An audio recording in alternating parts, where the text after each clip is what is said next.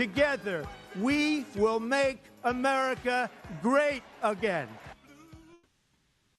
RPN is not responsible for the views, actions, statements, or opinions of its guests, advertisers, or even its viewers.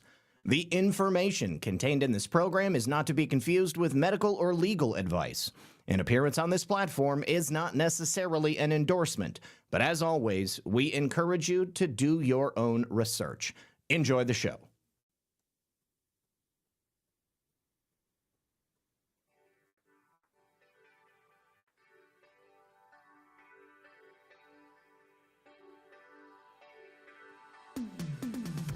Good evening, everyone.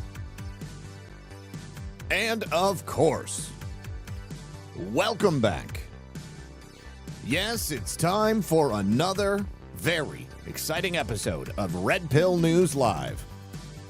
Hope you guys are having a lovely day. Thank you so much for joining us. Yeah, I'll take 2 gold bars as well, or more than 2 if you're offering. Gold, love it. All right, so we've got a lot to discuss. We are definitely going to be giving you all of the details of the CIA's gold theft scandal.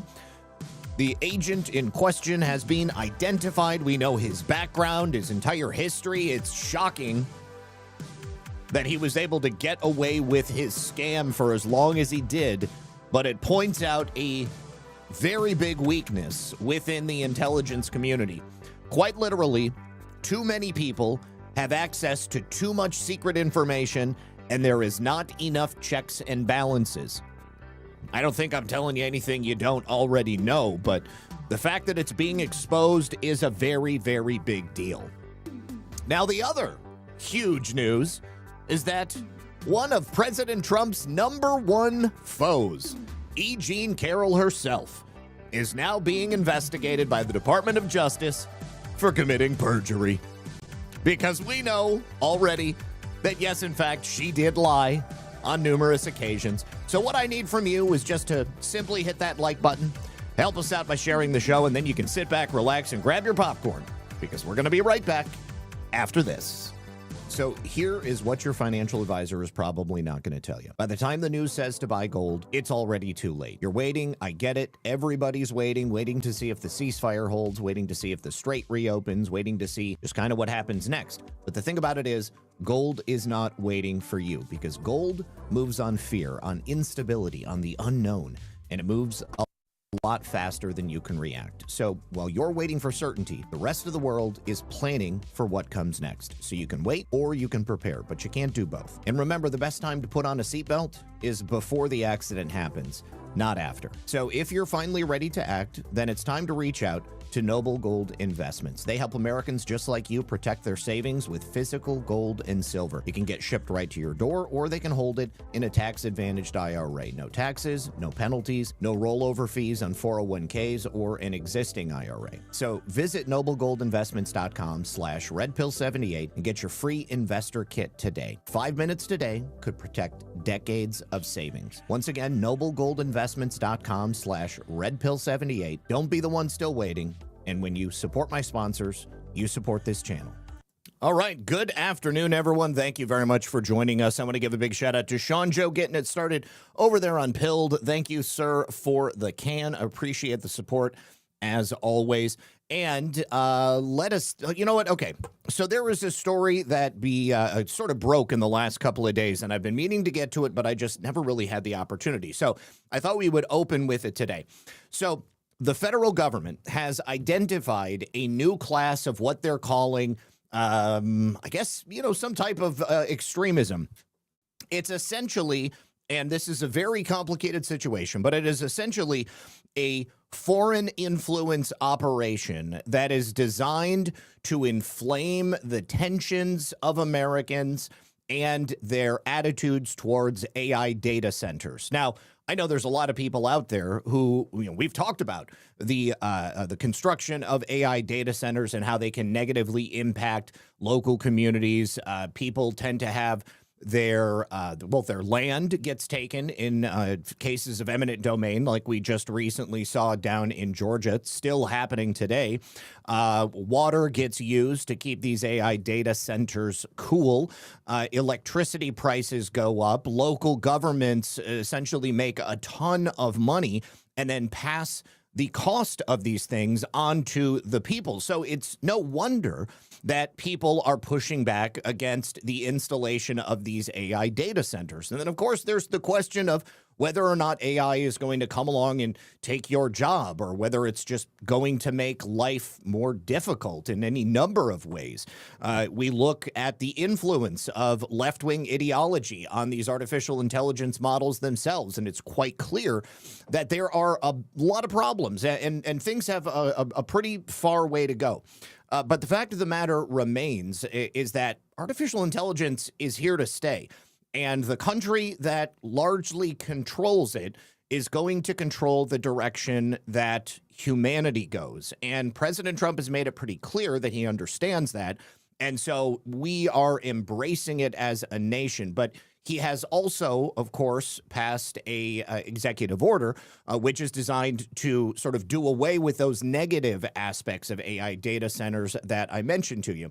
Now, again, whether or not you like the idea of an AI data center going in someplace, the truth is that virtually everything people are doing on their phone or on the internet or business and industry, it's already using artificial intelligence. It's using these models. And so the need is there and the capacity needs to be built.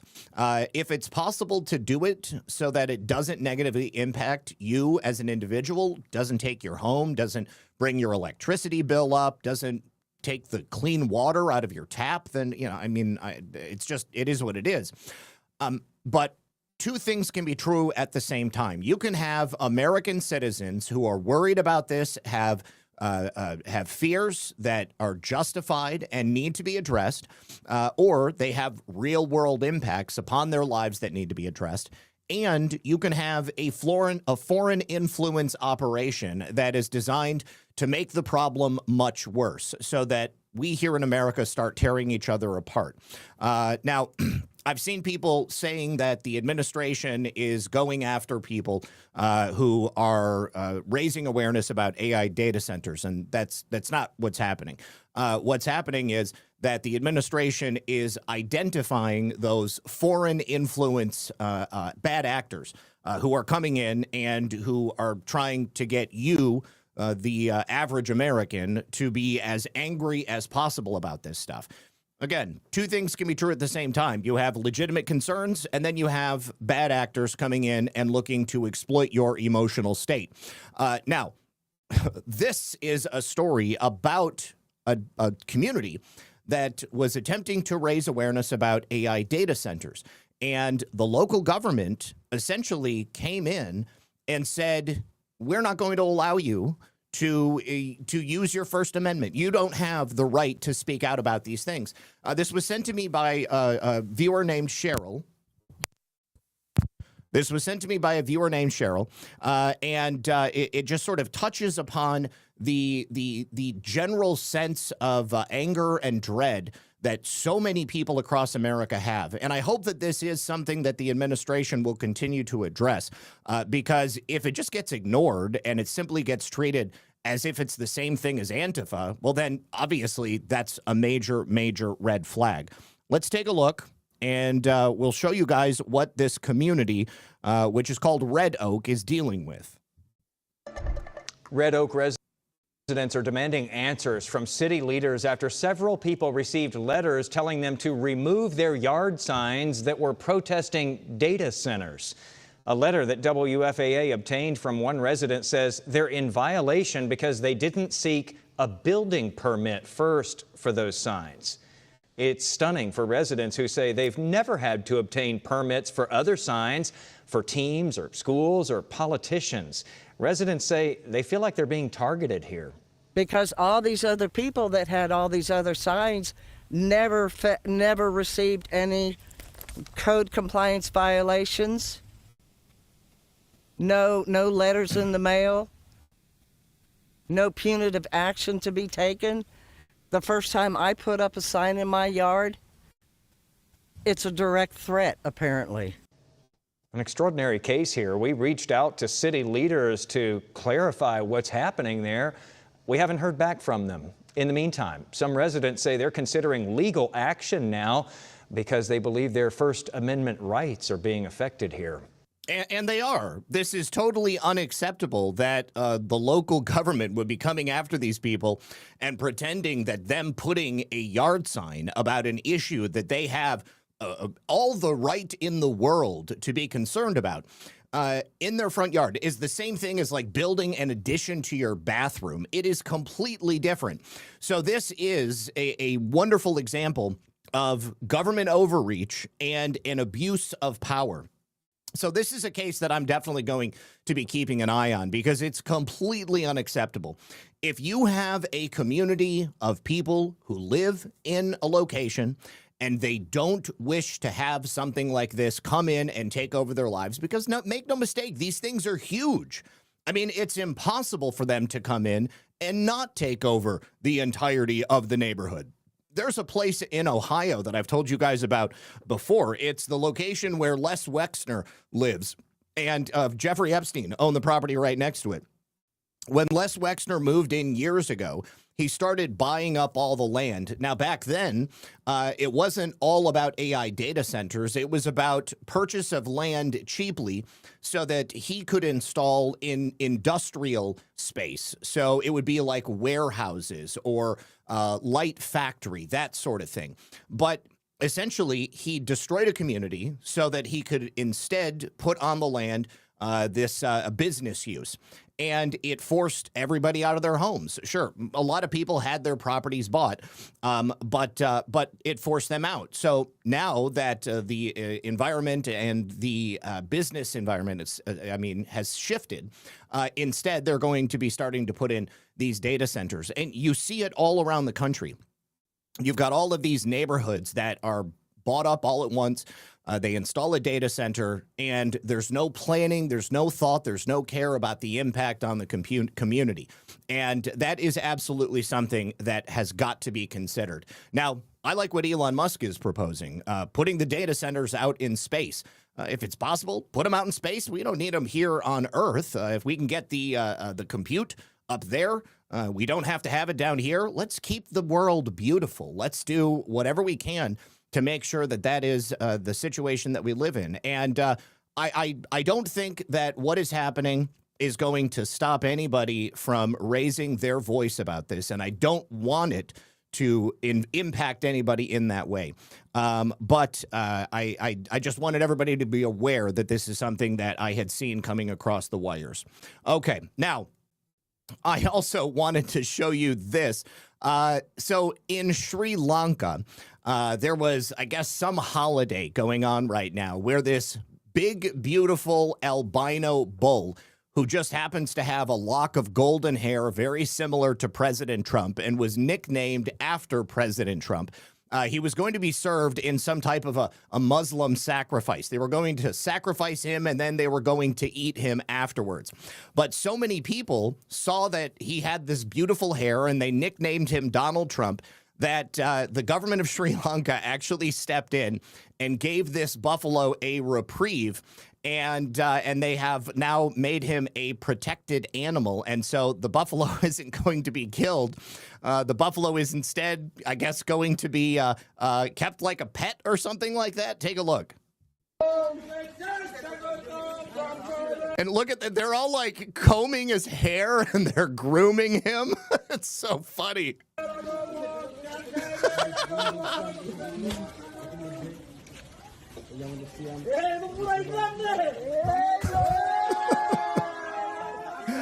Oh my God.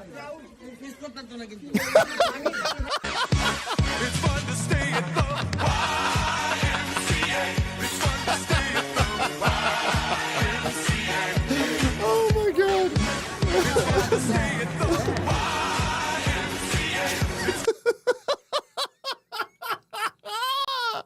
Oh, that's a good looking bull. That's That's a good-looking bull. Look at that hair. Oh, my God. I've never seen a buffalo. I think it's a water buffalo. Never seen a buffalo with a beautiful lock of blonde hair like that. The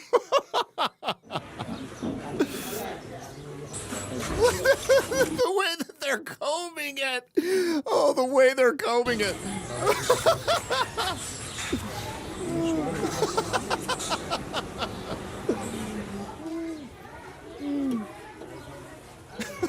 Oh my God. So cows are protected in India. In Sri Lanka, they're Muslim. So they'll eat anything as long as, I guess, it's halal or whatever. But yes, this particular water buffalo is now protected because his name is Donald Trump and he's got beautiful golden hair.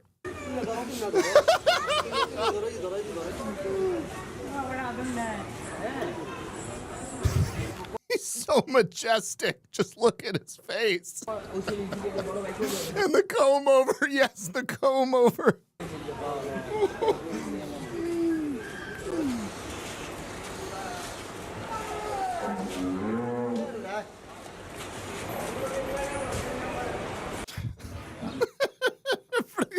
They just love him. They just love him. Oh, my God. It's so funny. Oh, it's so funny. The buffalo, which jokingly earned the name Donald Trump after its fetching coiffed blonde comb-over went viral, was slated to be killed during Eid al-Adha this week. The animal's owner, 38-year-old Ziauddin Merida, sold it before it became a certified tourist attraction weeks before Eid. Federal authorities in Bangladesh intervened at the 11th hour, saving the buffalo from certain death. They cited security concerns and the unusual level of public interest ahead of Thursday's festival, according to a ministry official. Trump is now destined for greener pastures in the country's national zoo. While albino buffaloes are remarkably rare in Bangladesh, the livestock market's internet stardom was ultimately what saved its life. He said, "It is very calm in nature. Albino buffaloes are generally peaceful and do not become aggressive unless provoked." Oh, my God. Oh, I love it so much. Thank you to No Thanks Joe, who says, hey, Lisa and Zach, good Thursday to you both. Thanks for your continued hard work and all the best to you. God bless. Be safe. You as well, my friend. Sean Joe, thank you for the 2 cookies. I appreciate you. Thank you also to Trisha, who says, Zach, did you see the Nick Shirley video about L.A. trying to ban anyone from exposing corruption? Bonta, Bill, and her husband is AG. Yeah, I actually talked about it a couple of weeks ago when they first were considering it. And now the so-called Stop Nick Shirley Act has actually passed, which means that if you're in California and you're a journalist or you're just like an average Joe and you see fraud going on and you try to talk about it, you'll actually be breaking the law. It's totally ridiculous. All right. Now, also, Denise says, eminent domain should be banned. I agree with you, and that is actually something that the Institute for Justice is working on right now. In, I believe, 1 or 2 jurisdictions, the concept of eminent domain has actually been overruled because of the way it's been attempted to be used before. Eminent domain, the way it's supposed to work, is that land can be seized by the government if it's for the significant public benefit, but it can only be seized with just compensation. Now, the problem is that compensation oftentimes is decided upon by the people who are stealing your land. And so if they come in and say, we'll give you $100,000 for this land, but it's actually worth $1 million, and you say, no, I'm not gonna take a 90% haircut on this property. And then they say, well, guess what? If you won't sell it to us, then we're just going to steal it. And so they, people have been screwed over so bad so many times.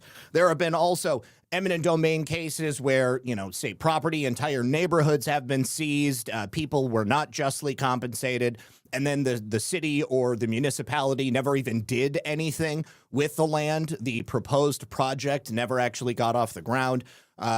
There's all kinds of nightmare eminent domain cases. So yeah, I agree with you 100%. Eminent domain is not something that should be a thing.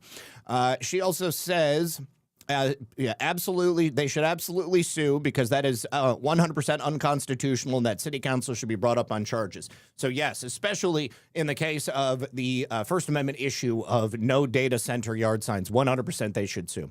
All right. Now, Scott Bessent, not that long before we went live, wrapped up a press conference at the White House where he talked about a couple of things. He talked about the Trump accounts. He talked about CBDCs. We'll see a clip on CBDCs a little bit later. But he also talked about the brand new $250 bill with President Trump's name and face on it, which is in the works now. Take a listen. Dr. Bessent. Yep. How long until we see your signature next to President Trump's face on a $250 bill? Well, again, as Treasury Secretary, I have two mandates for U.S. currency. At present, no living person can be on U.S. currency, and the currency must say, "In God we trust."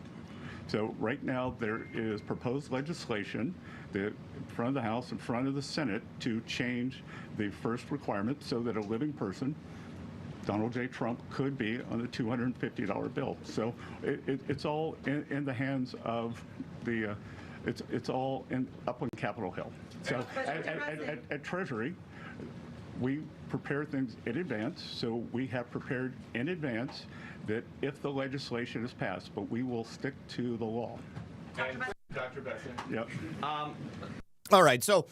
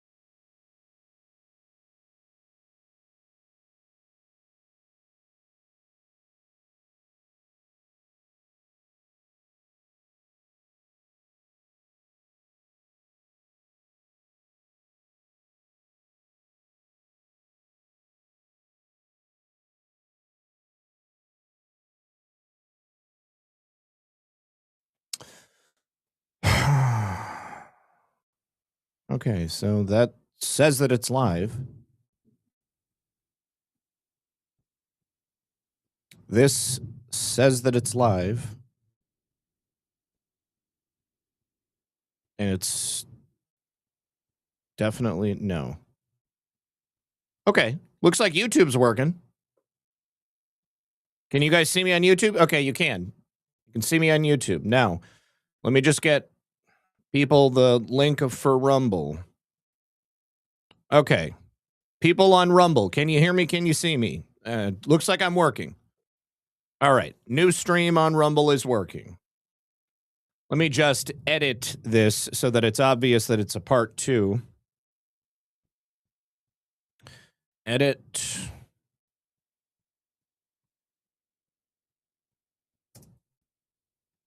It's the really important part. How annoying. Okay. You guys, the problem, like I didn't even lose power. I didn't lose power. The problem was Rumble Studio, for whatever reason, glitching out on me yet again. Okay, so I'm over there on, I'm going through Chrome now. I'll just have to remember that for later. And Twitter. Is Twitter working? Yes, thank God. Twitter is working. And I am live. Okay, great. Looks like I'm working everywhere. That's all that I care about. Okay. Yeah.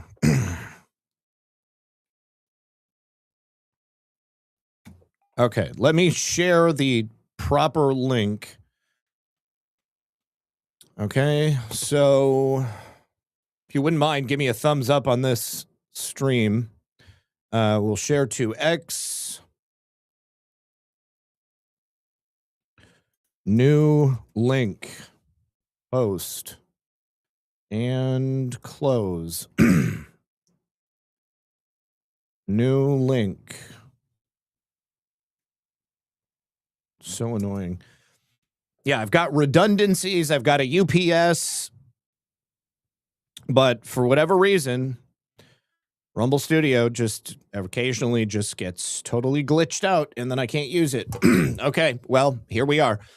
Let me bring you back to my view, and I have to set everything because I had to reboot my computer. And there's the screen. There's that. Okay, then let me throw the chats up.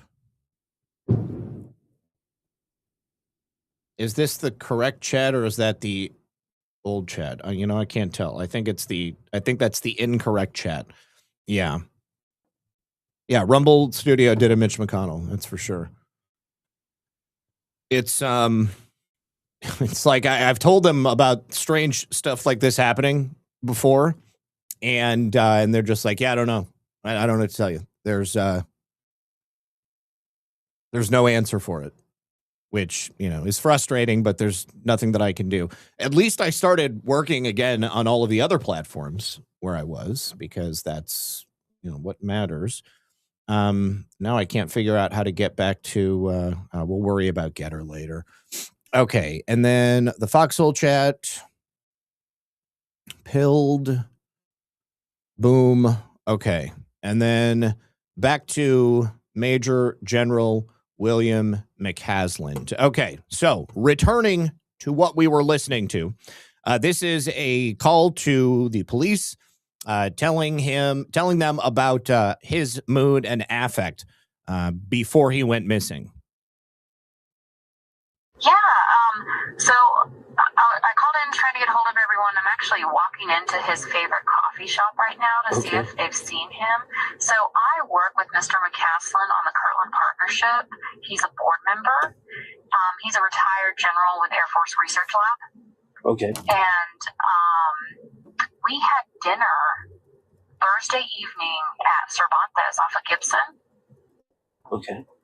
At 6 o'clock with Space Force. And what I noticed, I was shocked this morning when I saw the alert, because what I noticed Thursday evening is he wasn't his usual self. He was kind of spacey and quiet. And you know that happens with people. Okay, so Unix Reactor says McCaslin wasn't a good dude at all. Dirtbag was involved with Lieutenant Colonel Aquino back in the day. I'm sure you're aware of how the military works. When you're in the military, if you are assigned to work with someone who is a dirtbag or a piece of shit, you don't exactly have the option to say, no, I don't want to work with this person. He's a Satanist. There's a lot of people who, just by virtue of the fact that they were in the military, worked with Lieutenant Colonel Michael Aquino. Now, if Lieutenant Colonel Michael Aquino was the best man for Major General William McCaslin at his wedding, I think that's a much stronger connection than simply them just being in the military together. So I didn't put anything with it. Right. He left in his vehicle, and then I called this morning. I called security forces out at Kirtland just to ensure he hasn't used his card out there, and he hasn't. He has an access based, and they're going to keep monitoring that area. But from what I understand, well, let me tell you this first. So Thursday evening, he was wearing a blue and white striped collared shirt, button down. Okay. And he was wearing a little name tag, his KPC name tag. And so, from what I understand, is he left the house. His wife didn't take anything, was on the running trail, and it was last seen at 11 o'clock yesterday. Right. Right. Does he carry like a security clearance or anything like that? He has a very classified security clearance. He was the head of Air Force Research Lab. To the point, the man's names are in the UFO documents that are fixed to be released. Okay. He's in that in-depth, so he has a very high security clearance. All right, so I'm not saying I am like against the idea that McCaslin might not be a good guy, but all I'm saying is that you cannot count his presence in the military in some proximity to a program with Lieutenant Colonel Michael Aquino as some guaranteed indicator of who this man was behind the scenes. As far as I'm aware, we haven't had anyone who personally knew Major General William McCaslin come forward and say anything negative about him or suggest that he himself was a Satanist or anything like that. In fact, the closest that I think we have is this next clip right here, which is, again, body camera footage. And they go and speak with a person who is neighbors with McCaslin and actually worked with him in one of these programs. So let's go ahead and take a listen to this. Police also speak with another neighbor. This is a man who used to work with Neil McCaslin. And what he says about the general, it paints a very specific picture. Yeah, he used to be my boss. He's a retired general, Air Force. You know, I haven't seen him in forever. Oh, okay. I mean, I see him like once every. I haven't seen him. I thought I saw Susan, his wife, walking up the driveway a day or two ago, but I haven't seen him in Caslin. Okay. Oh my God. All right. He drives around in that little sports car, and he's got like a Range Rover, like African safari vehicle. Oh, okay. You know what I mean? If you see he was parked outside. Neil used to be my boss. My boss's boss's boss, which is hilarious. I briefed him back in 2000 when he visited Boston. So I think they had the house here, and I lived in Boston, and he came up to the air base. Okay. And I briefed for him projects I had. He was this scary colonel. He's a PhD. I'm a PhD, but like he's a PhD in some other science, engineering, and then he ran the scientific lab, and he's like smart as hell. And he's really straight laced, and like so he's not a. If you walk, there's something wrong. Yeah. Unless they went for a walk and popped an aneurysm or stroked out or something, but then he'd be on. Walking on the road somewhere. Yeah, he'd be on the bike path or the trail up. Right. Oh, man. That same neighbor, the one who used to work for McCaslin, also mentioned something else. Cameras. Next to the folks right here, they have a little entryway it's a fenced in, but they have a ringtone camera. Right here, these guys, right behind that wall is their front door and a little patio. Oh, so they have a camera that would see maybe the little gate they have. I thought this not Neil's? Yeah. No, they're the next house. And then the house Yeah, but the bigger house, like up the hill with a curved driveway, and you'll see the extra, like there's a, whatever, I forget what it's called, like a big Range Rover thing. Yeah. And then, and they have a fenced-in yard, and they got a dog that they don't walk a lot, but he barks at night because he can see between the fence. Yeah. Anyway, but yeah, so he's 2 houses over. Okay. All right, so. And I see this right here. Rumble Piper says, I worked at Kirtland Air Force Base with 3 generals, and they were all jackasses. Give me Max 06s to work with. Above that, it's all fake. That is definitely something that I've heard before, that once you get to a certain level, like a general, it's all political. The only way that you get there is if you play the game. So I'm not exactly certain what the exact military rank hierarchy is. So it looks like Major General is that 2? Yeah, that's 2 levels above a general. So you've got general officers, general, lieutenant general, major general, and then a brigadier general. So I think that his rank is a better indication of perhaps what his persona would be than perhaps just the fact that, he was in the military and so was Michael Aquino. But anyways, if anybody has any specific information about like shady projects that Aquino was working on, that McCaslin was directly involved in, I'm all ears. I want to hear about all of it. My point is that simply looking at a single data point is not enough for me. You've got to go a little bit deeper than that. And why can I not get this freaking... I'm not having a good day today, guys. This is really frustrating. Okay, so first of all, thank you to G Fontez. G Fontez says, how odd. As I researched the data centers for investment opportunities, I just heard a guy from Above Phone on BS News Channel lying about these data centers. And then not only do almost all use closed-loop cooling, just like many desktop computers do, using glycol and moving towards deionized drinkable keyword water, easy to keep clean and maintain. Yeah, they do use closed loop, but from what I understand, most of them just use regular water because it is a lot more expensive to use glycol, essentially using antifreeze. Okay, now, next, here is a very interesting story as well. A former reporter from the Boston Globe and the Los Angeles Times is claiming that she was attacked with a directed energy weapon, similar to what people are reporting it with Havana syndrome, at her home over her reporting on Jeffrey Epstein. Now, the other thing is that the Attorney General of the state of New Mexico has now officially opened a criminal investigation into Zorro Ranch. I've seen very little reported about that, and that's likely due to the fact that the Attorney General doesn't have anything criminal to report yet. But I certainly thought that I needed to make sure you guys were aware that this has gone from sort of an informal investigation, just looking around, to now looking into criminal activities that have taken place there, because we know of quite a few people, certainly people who were associated with Jeffrey Epstein, working within New Mexico state government, who I would definitely say you could call them bad people. And I'm hoping that they get investigated. So Elisa Valdez Rodriguez is the reporter in question. And she previously worked at the Boston Globe. She previously worked at the Los Angeles Times. And she's also a best-selling author, novelist, independent investigator. And now she's saying she's going to have to flee the country. She claims that the attacks that she experienced in her home have left her with symptoms that match Havana syndrome, and she has now had to abandon her New Mexico residence. The sad thing is, if she is being attacked with an energy weapon, leaving her home and leaving New Mexico is, number one, not going to stop the symptoms.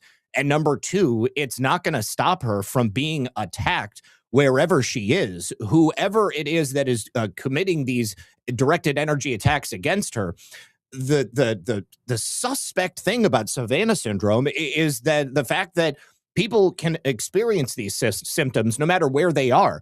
We're talking about a device perhaps that can fit inside of a backpack and can be moved around from place to place. She's not going to be able to escape this if there is an agency, an individual, or an organization that wants to come after her and wants to do damage to her. So she said, okay, folks, it appears that my home has been located by, well, whomever is unhappy about my reporting about Zorro Ranch and the local cover-up here. and the military intelligence routes of the child sex trafficking operation Jeffrey Epstein and Ghislaine Maxwell were running here in New Mexico.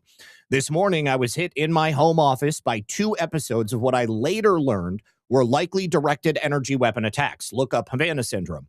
My systems are consistent with such attacks and entirely new. We wasted no time in leaving the house for good. We will be staying in safe houses while we finish plans to permanently relocate abroad. The hardest part will be transporting our pets. It's very expensive. I am going to set up a GoFundMe to help cover those expenses and a security detail until we're out of the USA. Yes, it has come to this.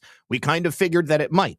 So, as everybody here is aware, the U.S. Department of Defense has directed energy weapons in their possession. These are basically weapons that use some type of an electromagnetic frequency of varying types. And the type that is used in Havana syndrome type attacks appear to be some sort of concentrated microwave beam or something along those lines.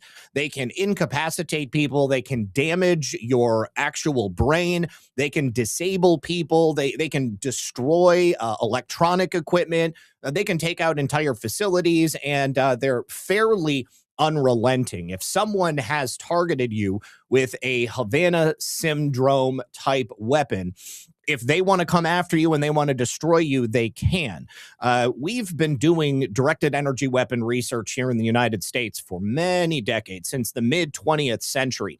And the first admitted warfare type device that was admitted to being in the possession of the United States government was a 30 kilowatt laser that was installed on the USS Ponce in 2014. And now the government kind of posts about them, and we use them on the regular. So Ms. Valdez Rodriguez wrote in a later post that the attacks may have involved a backpack-sized device placed on or near her roof by private military contractors, and a second incident from the back of a large semi-truck that parked across from my house. What's particularly interesting about this, the fact that she mentions private military contractors, is that if going back to the story about the missing and suicided scientists, the young woman, Amy Eskridge, who told everybody that she wasn't suicidal and then was literally suicided the next day. She specifically said that she was also under attack by what appeared to be private military contractors using these same types of directed energy weapons. She had posted pictures or sent pictures to her friends and family, which showed what appeared to be microwave burns on her hands. It was really insidious. So oftentimes I think that people are always assuming it's like a government or something like that. But, you know, there's a lot of private military contractors out there that will do work for the worst people in the world. And it doesn't necessarily mean that they're associated with an official government entity. So apparently, you know, this is all just based upon Miss Valdez Rodriguez's personal accounts. She says that these are the most cowardly weapons ever created. They attack you at your most vulnerable and trusting in your home in bed and do not kill right away. If you don't know who she is, she was born in Albuquerque. She's had a long-term respected career in mainstream journalism before it sounds like she figured out that they were all fake, and then she transitioned into being an author and then doing her own independent investigative work. She's also been directly involved in helping to get a lot of the information out. And she began combing through the records when everything started to be pushed by the federal government. She specifically, because of her proximity to Zorro Ranch, was looking for stuff from New Mexico. And of course, she found a lot of interesting things. So specifically that there was a organization in New Mexico called Bradbury Stam Construction. They're one of the largest industrial contractors in New Mexico, and they're known specifically for building facilities at the New Mexico nuclear weapons labs to construct to construct facilities that can be housed underground. And this is the organization that we actually spoke about when we found the emails showing that at Zorro Ranch, Jeffrey Epstein had built what was essentially bunkers going many different stories underground. That is the company that actually did it. Now, the phone number for this organization was in Jeffrey Epstein's personal records. And so obviously she was looking to talk about that. She also has reported on still active private microwave communications licenses that are in possession of the property. And it also has a strategic location to form a near perfect triangle with 2 top secret nuclear labs that are within the same vicinity. And she suspects that the ranch might have actually been used for surveillance operations. That would make a lot of sense. I could see that taking place. Now, drawing on FBI tips and DOJ files, she's also reported on those allegations we spoke about of potentially buried victims, 2 foreign girls, as it was stated by a whistleblower who had reached out to New Mexico authorities, and then nobody ever followed up on it. These bodies were allegedly buried in the public lands, which are just adjacent to the property itself. She's also reported about the former U.S. Attorney for New Mexico, John Kelly, who had served as Jeffrey Epstein's personal attorney for the 1993 purchase of the ranch itself, whom, as you probably remember, Jeffrey Epstein purchased from then former governor of New Mexico, Bruce King. Now, Kelly has denied any knowledge of Jeffrey Epstein's crimes, and he said that any insinuation to the otherwise is categorically false. Of course, he's a lawyer. Why would he admit to knowing that Jeffrey Epstein was doing anything shady? The one thing that I am really hoping we get some resolution on in terms of a criminal investigation is the $85 million Oklahoma lottery jackpot that was apparently sold to Jeffrey Epstein's Zorro Trust, which was the organization that owned Zorro Ranch. That ticket was sold and the winnings were given just right after Jeffrey Epstein got out of prison. Of course, he was, well, not even prison. He was in like a club fed down here in Palm Beach, but he was in Florida, obviously. He gets out. Zorro Ranch, this corporate entity, this trust basically purchases a lottery ticket, and then Jeffrey Epstein's estate gets $85 million. That makes absolutely no sense. So anyways, I hope that we learn about that. All right. Now, we've also, I've got a whole bunch of conspiracy stuff at the front end of the show. Fidel Castro's daughter just did an interview, and I have to admit, I never would have thought that anybody in the media would have ever asked this question, but somebody actually went there and asked her if Justin Trudeau was her half brother. Now, she gave a very interesting answer, a sort of non-confirmation confirmation, but she didn't say no. And she basically said, well, yeah, his mom was here with us a lot. Take a listen. For years, we've heard rumors that Justin Trudeau, the former Prime Minister of Canada, could be your half-brother. What do you think of that? The only thing I can say is that his mother used to visit the country very often. Well, that may be a tell then. I guess that's a half answer. Yeah. Do you plan to call him and maybe find out? No. I won't do it. If he wants, he's going to be welcome, but I won't. I think he keeps that to himself, and you have to respect that. He keeps that to himself. He will always be welcome. It sounds like she knows that Justin Trudeau is, in fact, her half-brother. She certainly doesn't say no. There's no chance. There's no chance that Justin Trudeau is my half-brother. No, it is definitely the fact that he is the son of Fidel Castro. I mean, just you take a look at any of the pics. You know, here's the thing. There are a lot of people on the internet who will take pictures of people and put them together and say, look, it's proof. Like, you got a picture of Jim Carrey and, I don't know, some other actor. And like, look, they're the same person. Years ago, there were all of these YouTube channels where this was like their shtick. They would say, this person is that person, or this person is that person. And they would just do it over and over and over again. And I was like, this is so retarded. But this is one that I am firmly in the camp of. This is a conspiracy that I can get behind, because you look at Justin Trudeau, you look at young Castro, and they are basically the same person. And of course, this is Pierre Trudeau, Justin's alleged father, and he looks nothing like him. Liberalism is dealing with change. It's meeting challenge. Liberalism is reform. We have the inheritance of Locke and Jefferson and Montesquieu and Acton and Mill. And they taught us that problems that men create can be solved by men of goodwill if they apply their reason to those problems. And that is what liberals do. Anyways, liberalism is retardation.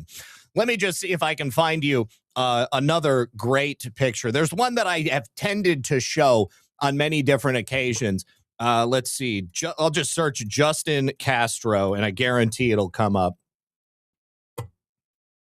Yeah. Trudeau, the former prime minister. Look at this. They've got a picture of Castro, young Castro, with Justin right next to him. I mean, their faces are very, very similar. Here's another one. It definitely looks like him. Okay, this is the one. This is the one right here that always got me every single time. All right, even very young Castro, younger Justin Trudeau, and again, the same thing. They've got the same eyes. They've got very similar nose, the cheekbones. I mean, it's all, you're never going to convince me otherwise. Of course, you are free not to agree with me, but yeah, I think that this one is a lock. This conspiracy is totally true. All right. Speaking of conspiracy, let's talk about the CIA's insane gold bar scandal. Now, when we first learned about this yesterday, very late in the show, I said, God, I cannot wait to get off the air so that I can do some research on this. And what we have right here is the actual affidavit filed against the CIA officer himself. His name is David R. Rush. And here actually is David Rush's booking photo from the Alexandria Sheriff's Office. Now, we learned a couple of things yesterday, that David Rush had lied to the CIA about his experience, about his educational background.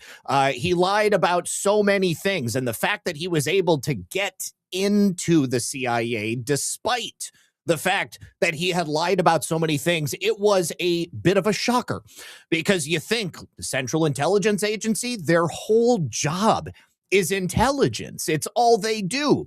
When you get a job at the CIA, you've got to take at least one polygraph. So David Rush seems to have been fairly adept at hiding who he was, because he worked at the Central Intelligence Agency for 20 some odd years. Thank you to the Nunn Report for the Rumble raid. I do appreciate you, my friend. All right. So in 2009 is when it all began. David Rush gets a job at the CIA. He is a Navy veteran. That much is true as part of his story. But during the application process, and he actually attempted to get a job at the CIA twice, and it wasn't until the third time, where he really embellished his background and his resume, that he ended up getting in. This is the other thing that really astounded me. The fact that he had already applied twice. He had given two competing stories of his background and who he was. And then on the third time, he gives additional details that didn't exist the first two times, and they allowed him to work there. I'm really interested to see exactly who was involved in that hiring process. Is there a reason that David Rush was allowed to come in on that third application? Was it simply because he lied? Or is it because someone at the CIA allowed him to come in and get a job there because it was a known quantity? They knew that because of his lies, that he was somebody who could be controlled, or he was somebody who could potentially play a role if necessary. So when he gets the job at the CIA, he tells them that he has a Bachelor of Science in Mathematics from Clemson University. Never went to Clemson University. Seems like even back in 2009, the internet's a thing. All right. You can go to Clemson University very easily and check to see whether or not this guy actually went there. You could also ask him some basic questions about his math proficiency to determine whether or not that is a real thing. He also told the CIA that he had a Master's of Science in Electrical Engineering from Rensselaer Polytechnic Institute. Well, that is a very specific school. Again, seems a pretty simple thing to do a little bit of background and determine whether or not he went there. He actually never even went to Rensselaer Polytechnic Institute, let alone getting a master's in electrical engineering. This is the other thing. And I guarantee you, the CIA should have had the ability to check on this. He did tell them that he was in the Navy, but he wasn't just in the Navy, according to Mr. Rush. He was a Navy test pilot. Now, he was never a Navy test pilot, never had anything to do with flying anything in the Navy. And for whatever reason, nobody at the CIA caught on to any of these lies. They hired him on November 10th, 2009, came in as a new employee. He submitted an application immediately to get the highest possible security clearance, which is top secret, secure, compartmentalized information. Okay, that's going into a skiff and reading everything that could possibly be given to you that you're not supposed to know unless you work in the government. And he very quickly got it. Again, there is another series of checks, a series of backgrounds that are supposed to be looked into to ensure that the person who is applying for that security clearance should, in fact, have that security clearance. So he gets through another layer of protection, another barrier of protection. And when he applied for that top secret, secure, compartmentalized information clearance, he had to again lie about his background. Again, claimed to have the degrees from Clemson and Rensselaer, and they gave him the clearance. I would imagine he probably would have had to have taken another polygraph. Now, once he gets into the CIA, he very quickly begins to make his way up through the ranks. In 2018, so 9 years later, he applies for the Senior Executive Service. This means that once he's accepted to the SES, this would put him at the sort of top level of the CIA's executive pecking order, and also would get him about as much money as he could hope to make. In the application process, he again stated that he was a graduate, but this time he changed it. This time he was not a graduate of the Navy's test flight school. This time he was a graduate of the U.S. Air Force test pilot school. And again, nobody caught it. He also said that he was the current director of test for a 145-person, 18-aircraft Joint Army-Navy Weapons Test Organization, according to his own affidavit. He continues in the affidavit saying, in this application, Rush stated that he had an 11-year tenure as a thesis dissertation advisor at the Air Force Institute of Technology. Can you guess? No, none of that was true. He never did any of that. But again, he gets promoted by the CIA and he's allowed to become a senior executive service officer. Also, according to the affidavit, Rush continued to claim leave pay for military service, even though he was no longer in the Navy. Government records indicate since being honorably discharged in February of 2015, Rush has claimed 744 hours of military leave on his official timesheet, representing approximately $77,000 in compensation that he was never entitled to. And if that was known to the CIA, they did not stop moving him up into the senior executive ranks. In November of 2025, this is when Rush did something really ballsy, a much, much bigger deal than anything he had done before. According to the affidavit, this is the point at which he begins making several requests to the U.S. government to obtain significant quantities of foreign currency. And this is when he asks for the tens of millions of dollars in gold bars.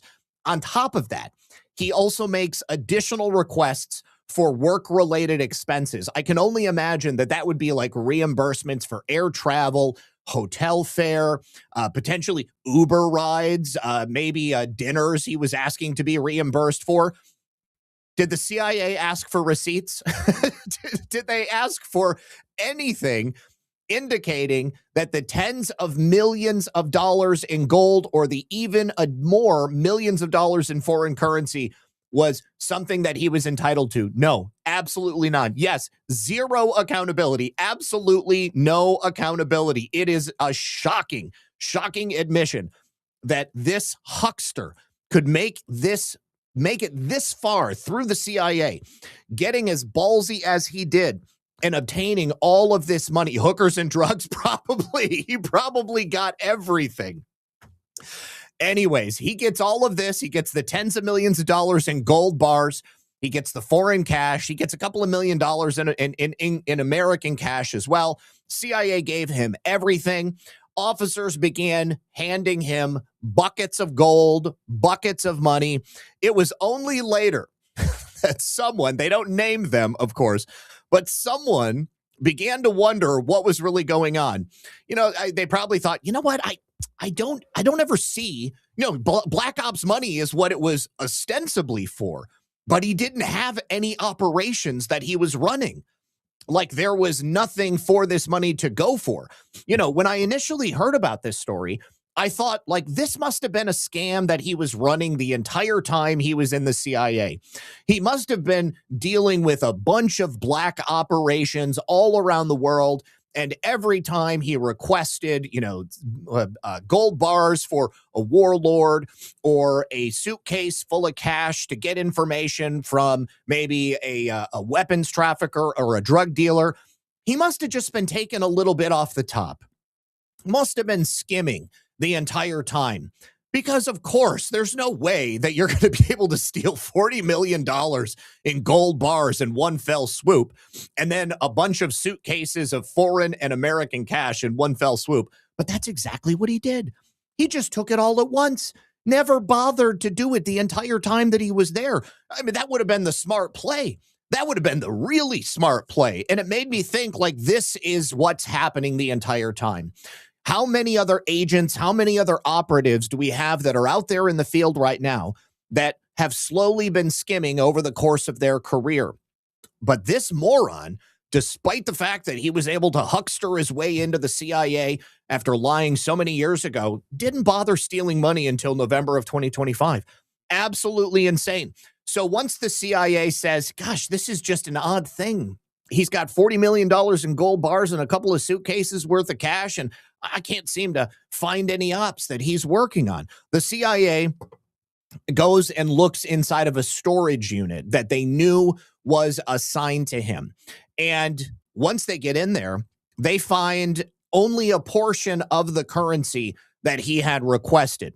And government officials were at that point unable to locate all of the gold bars or significant portions of the cash that he had asked for in that most recent dispersal.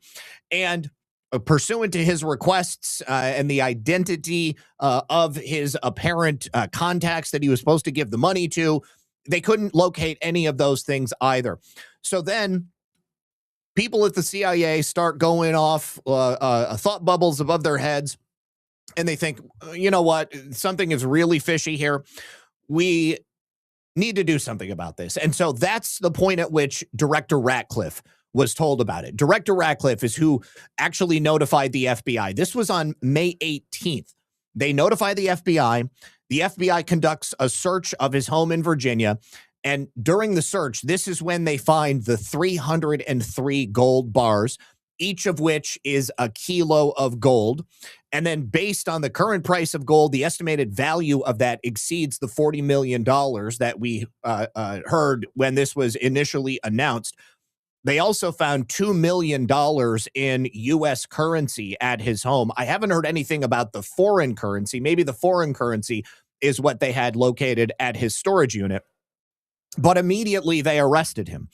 Now, again, I have so many questions. How in the hell did the CIA allow this to happen?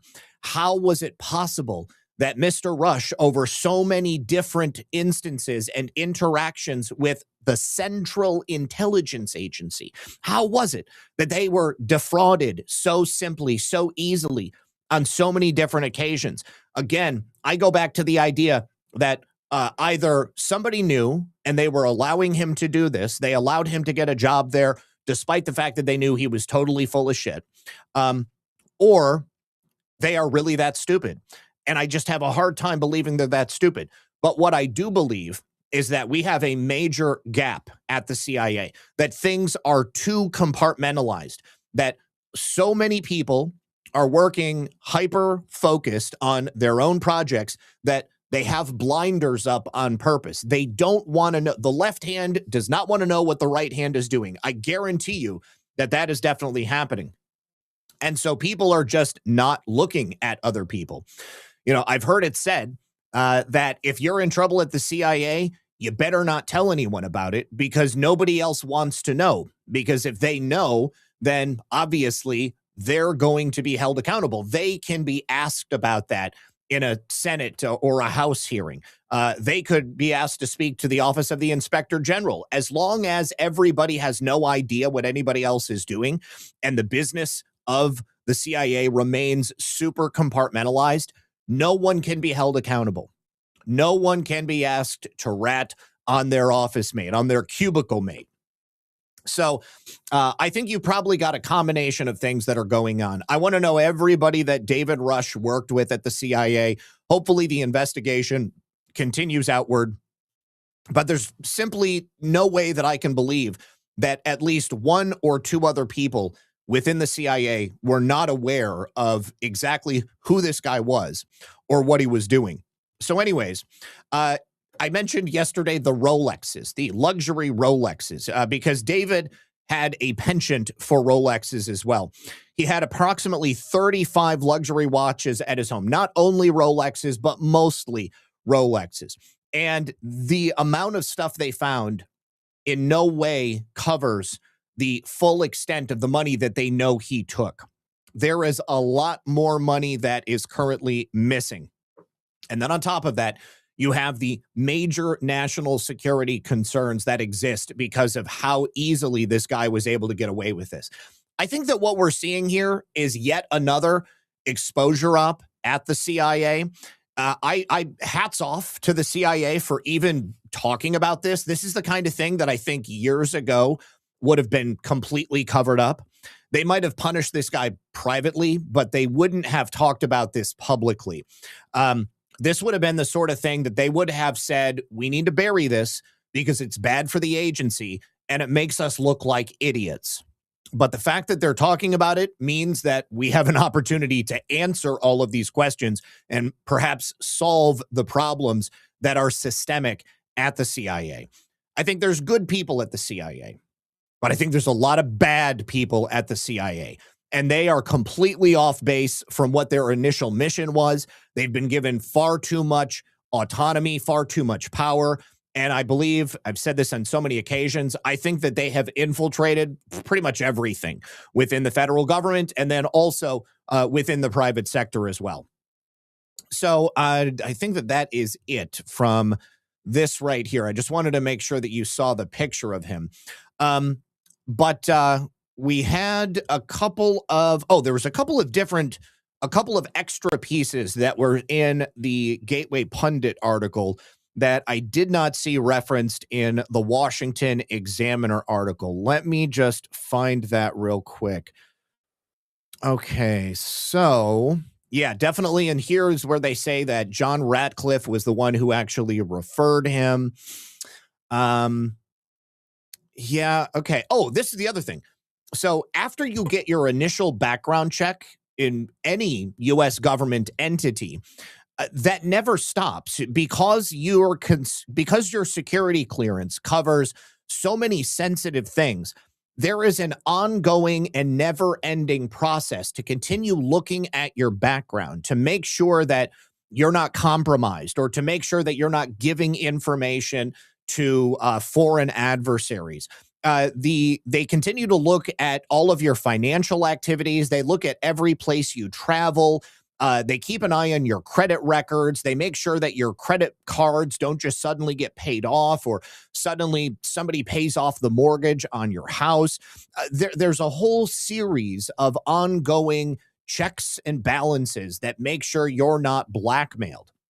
The Defense Counterintelligence and Security Agency, which is under the Office of the Director of National Intelligence, is the agency that actually oversees that background check program, and they call it continuous vetting. So during that continuous vetting, if anything flags a potential problem or they see some anomaly in the background records, that's when they investigate it further. So perhaps the Defense Counterintelligence and Security Agency is who dropped the ball in the first place. I don't know, but certainly I think it's a question that needs to be answered. Now, this scheme, again, I can't believe that it didn't start until November of 25. I would go back and look at every single thing that David Rush ever did. Now, Sam Shoemate here, he's obviously had some experience with this working in the military, counterintelligence. He says, from a counterintelligence perspective, this man was apparently on no one's radar while possessing some wildly lucrative work-related assets. Or he was, and more people were involved, where I'd bet my money. So anyways, that is the line of thought that I have as well. But he says the worst part is his top secret clearance. There are approximately 1.3 million people in the U.S. who hold TS, and there's only a few thousand investigators, and that number fluctuates. So the system is overloaded, too few checks and balances in place. And he says, I have a deep background in counterintelligence, and I'm very familiar with the investigative process for a top secret clearance. And if any of this story is accurate, it casts a major shadow on the competency and integrity our nation relies on for security. I think those are the two takeaways. There's no way that other people were not involved. And number two, this calls into question the entirety of the American intel apparatus. We need major reform. We needed it before, but now it's being exposed, and it makes it quite obvious. All right, now the other thing about this is, and this is Eric Schwalm, who's a retired Green Beret, he makes an excellent point. He says, I wish people could see what the Army Finance Office will do to a soldier who gets overpaid $20. Then I would like to show them the oversight that our travel system has for a soldier to get paid for spending one night in a hotel. Next, I would show them the weekly battalion meeting where every single leader can see the names of every soldier in their unit who owes money for their travel cards, for their travel system, for their paychecks. Finally, I want to show them the withdrawal and clearing process for the various op funds that are used during overseas operations. Why is this important? Because apparently the Army will crush a soldier for owing a single penny. And this dude signs out $40 million in gold bars and just puts them in his house. And the only reason they found it was because he cheated on his timesheets. We have soldiers and their families living in trailers, and we will go through their finances with a fine-toothed comb. We have illegals, child care center operators, senior executive band people bilking the government for millions, nay, billions of dollars. And people seem to discover it by chance. Every last fraudster caught with over $1 million should be dropped from a space shuttle and allowed to re-enter the Earth's atmosphere so we can watch them turn into a ball of flame for our entertainment. Yeah, I absolutely will get behind that. All right, now let's talk about E. Jean Carroll, and then we've got a bunch of new stuff on fraud. So, E. Jean Carroll is now under criminal investigation by the Department of Justice.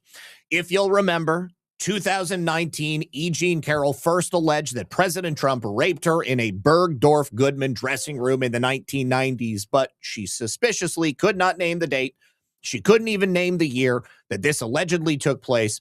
And I'm sure you'll remember E. Jean Carroll said in an interview with Anderson Cooper, Vanderbilt Anderson Cooper, that rape is sexy and that it's a fantasy for many women. Just take a listen. But I think most people think of rape as it is a violent assault. It is not. I think most people think of rape as being sexy. Mm. Let's take a short break. Think of the fantasies. Mm.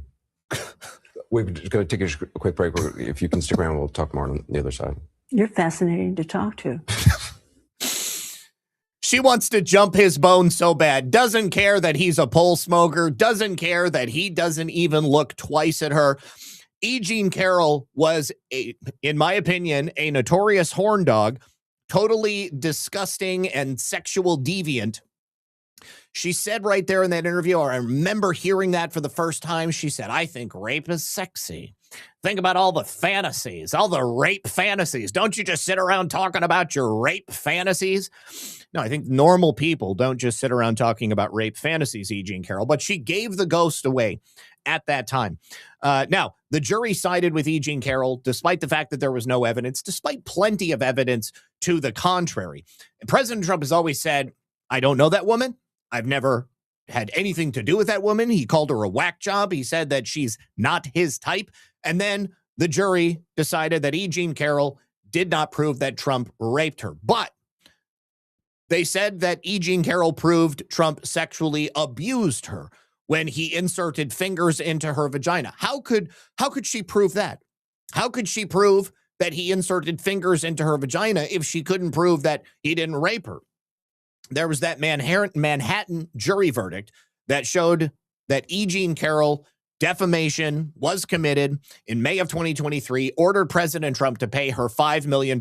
And then to add insult to injury, in January of 2024, she brought another defamation case against him, and that jury awarded her $83.3 million. Now, all of that is still pending. That's up in the air because of appeals.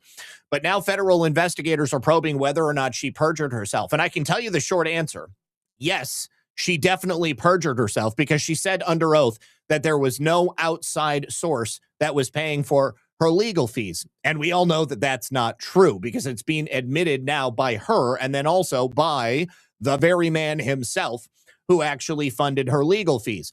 E. Jean Carroll told then Trump attorney Alina Habba under oath that there was nobody else paying her fees. And later we find out that Reid Hoffman, billionaire financer of not only E. Jean Carroll, but also Christine Blasey Ford, was also financing her as well. So this investigation into E. Jean Carroll is very, very serious, because we have it all on the record. Right here, this is the moment where E. Jean Carroll, in April of 2023, she says, excuse me, this might have been in 2019, but here, she's receiving financial support from the case, and no one should be surprised to learn that it's coming from Reid Hoffman bankrolling the case. Here she is in 2018. He apologized for funding a group that secretly imitated Russian disinformation tactics in an attempt to benefit the Democrat in Alabama's special election. Hoffman's money has made some waves in Carroll's case. Here in her October 2022 deposition, she denies that anybody else was paying her fees. She was asked, "Are you presently paying your counsel's fees?" And she says, "This is a contingency case." And then Harmeet Dillon asks, "So you're not paying expenses or anything out of pocket to date, is that correct?" And she says, "I'm not sure about expenses. I have to look that up." Harmeet Dillon asks, "Is anyone else paying your legal fees, Miss Carroll?" And she says, "No." You know, there's a thing that they suggest in attorney circles, don't ask a question that you don't already know the answer to. And in this instance, I tend to believe that Harmeet Dillon knew that Reid Hoffman was paying for E. Jean Carroll's legal fees. E. Jean Carroll likely knew 100% that Reid Hoffman was paying for her legal fees at that time. Now that the DOJ is investigating her, undoubtedly, they will be subpoenaing her records and Reid Hoffman's records, because, of course, if Reid Hoffman was paying for her legal fees, there must have been some conversation that led to that taking place. It would be very interesting if at the time that this deposition was given, if E. Jean Carroll and Reid Hoffman, or E. Jean Carroll and anybody else, were having text message conversations or email conversations about the fact that Reid Hoffman was knowingly paying for her legal fees. Now, when this came out, she was on CNN after the initial $5 million verdict was handed down, and she was asked about it, and she said she just forgot. Are you kidding me? You also apparently just forgot about Donald Trump supposedly raping you in a Bergdorf Goodman restroom many, many years later. It just occurs to you. Of course, it's only once he's president. She also forgot that the dress she says she wore during that alleged sexual assault had not even yet been produced.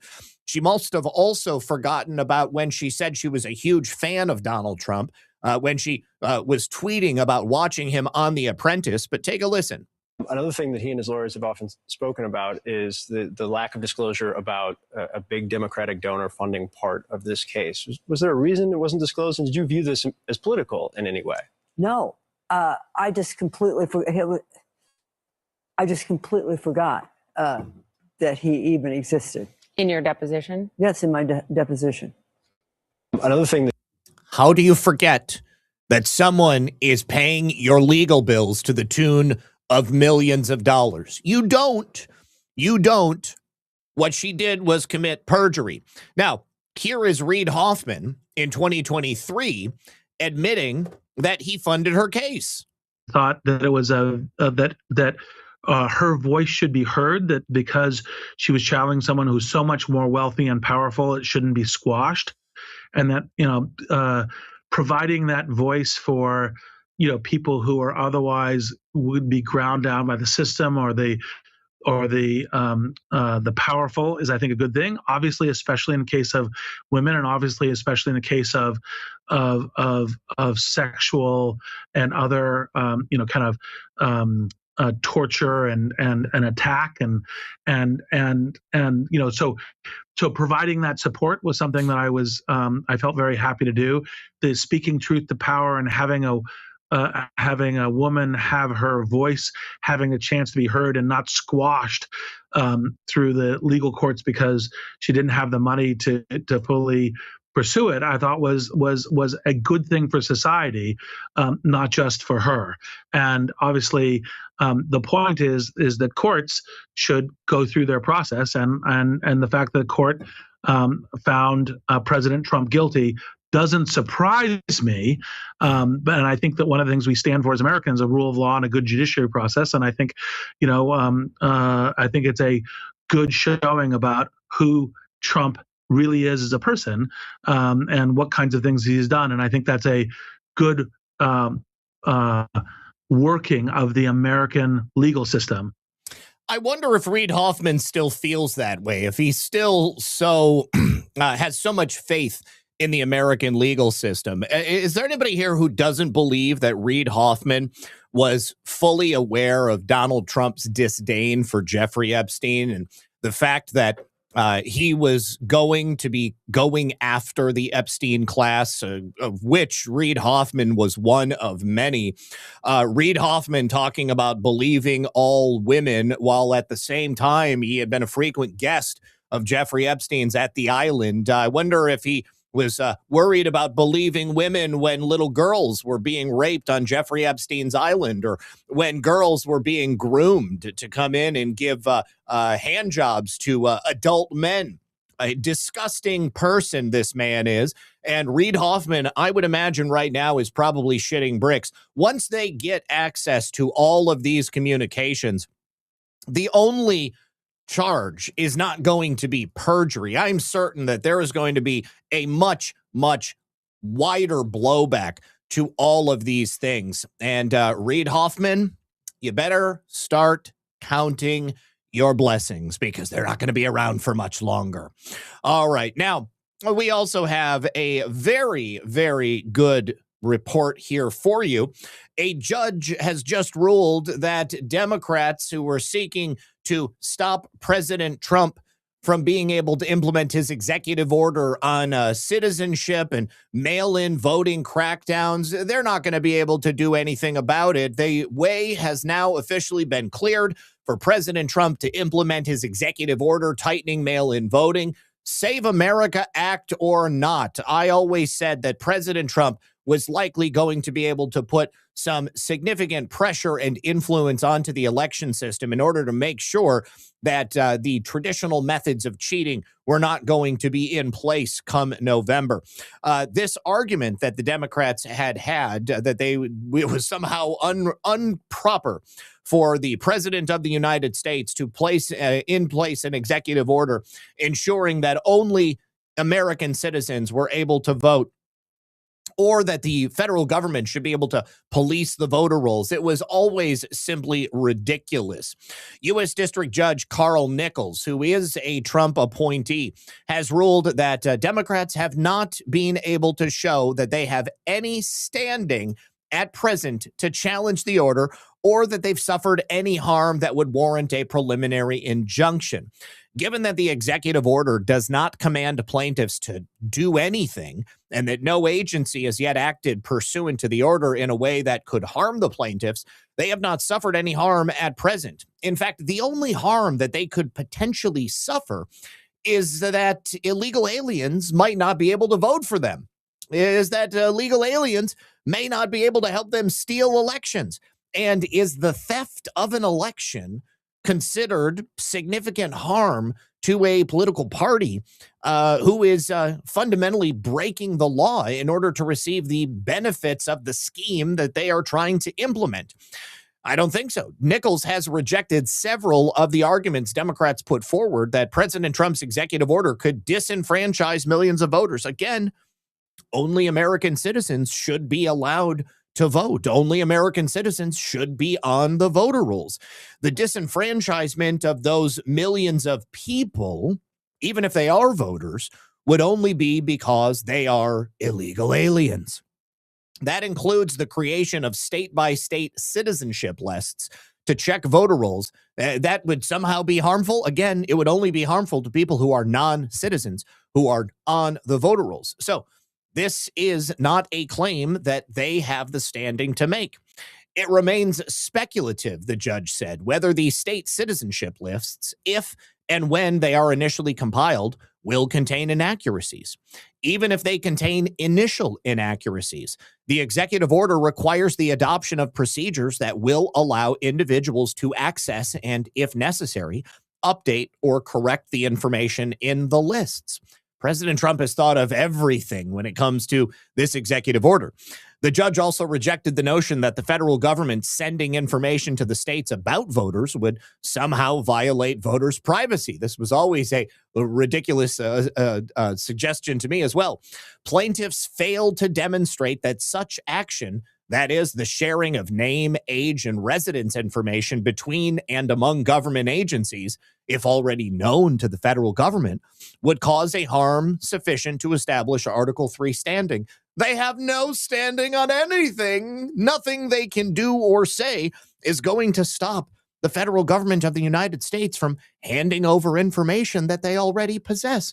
There are so many things that we give over in relation to our private information. The government already has all that information. We are already in a whole bunch of databases. All the federal government has done is put together a master list so that they can hand it over to the states and say, these are the only people who should be allowed to vote. I mean, you take a look at a state like Wisconsin, where the number of voters they have on the rolls is orders of magnitude larger than the eligible adults living in their own state. And the only reason that happens is because they've got illegal aliens. They've got duplicates. They've got dead people. They've got people who have moved out of state, who are living someplace else. Everybody knows that the only way these people can win an election is to cheat in an election. And President Trump has just checkmated them on every single point. I love it. Intolerant Leftists says judges' jury instructions said sexual abuse is in the eye of the beholder and constitutes as little as a peck on the cheek. Yeah, I hope that they look into that judge as well, because if I remember correctly, there was certainly a number of improprieties that judge had in addition to all of the bullshit that E.G. and Carrol had. Let's see. Denise Ann says he probably started stealing in 25 because he was scared that the new administration was not going to put up with fraud, and he had lied on all of those applications. So he was going to be found out. Well, if he had been found out, then they would have just fired him. I mean, now he's looking at the rest of his life in prison. I don't know. I'm flabbergasted. Maybe he just thought that, hey, I was able to get away with it just lying all these years. What's another lie as long as $40 million is connected to it? All right. Now, we also have good news coming out of North Carolina. The state of North Carolina court has just ruled that the Democrat state board violated the state constitution by allowing never residents to vote in federal elections. This was from the Republican National Committee celebrating a major victory, attempting to bring about clean elections after a Wake County Superior Court judge ruled that the North Carolina State Board of Elections violated the state's own constitution by letting people that have never lived in the Tar Heel state to cast ballots in federal elections. Special Superior Court Judge Hoyt Tessiner sided with the RNC and North Carolina Republican Party this week, slamming the door on a loophole that previous Democrat-controlled elections board members tried to keep open even after higher courts already shut it down for state races. This is the latest in a string of wins for election integrity in North Carolina and a direct rebuke to officials who thought they could quietly expand voting rights to non-residents. again, opening the door to additional methodologies of fraud. Judge Tessiner reaffirmed what the North Carolina Court of Appeals and the state Supreme Court had already made crystal clear. The state constitution requires residency to vote, never residents. These are U.S. citizens who were born abroad to parents or guardians who at one time might have lived in North Carolina, but who themselves have never even set foot in the state. They have no constitutional right to help pick North Carolina's representatives in Congress or influence federal elections in that state as well. The previous Democrat-led state board of elections had issued a directive allowing these never residents to vote in both state and federal elections. Shocking. After the state Supreme Court struck down the practice for state and local races, the board stopped counting those ballots for state offices, but they kept allowing them for federal contests.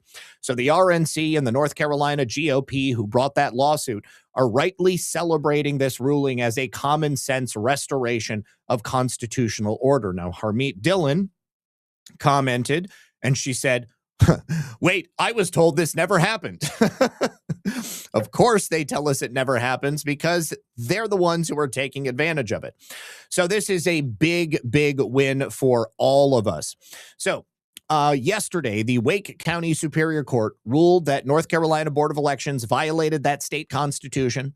The North Carolina Supreme Court ruled last year in Griffin versus North Carolina Board of Elections that people who have never lived in North Carolina cannot vote in North Carolina elections.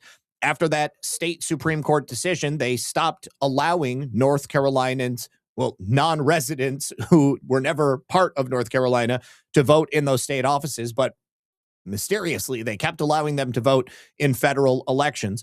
And this case was brought to ensure that only individuals who actually live in North Carolina are casting ballots in North Carolina. Again, major, major win for election security, election integrity, if you would like to call it that.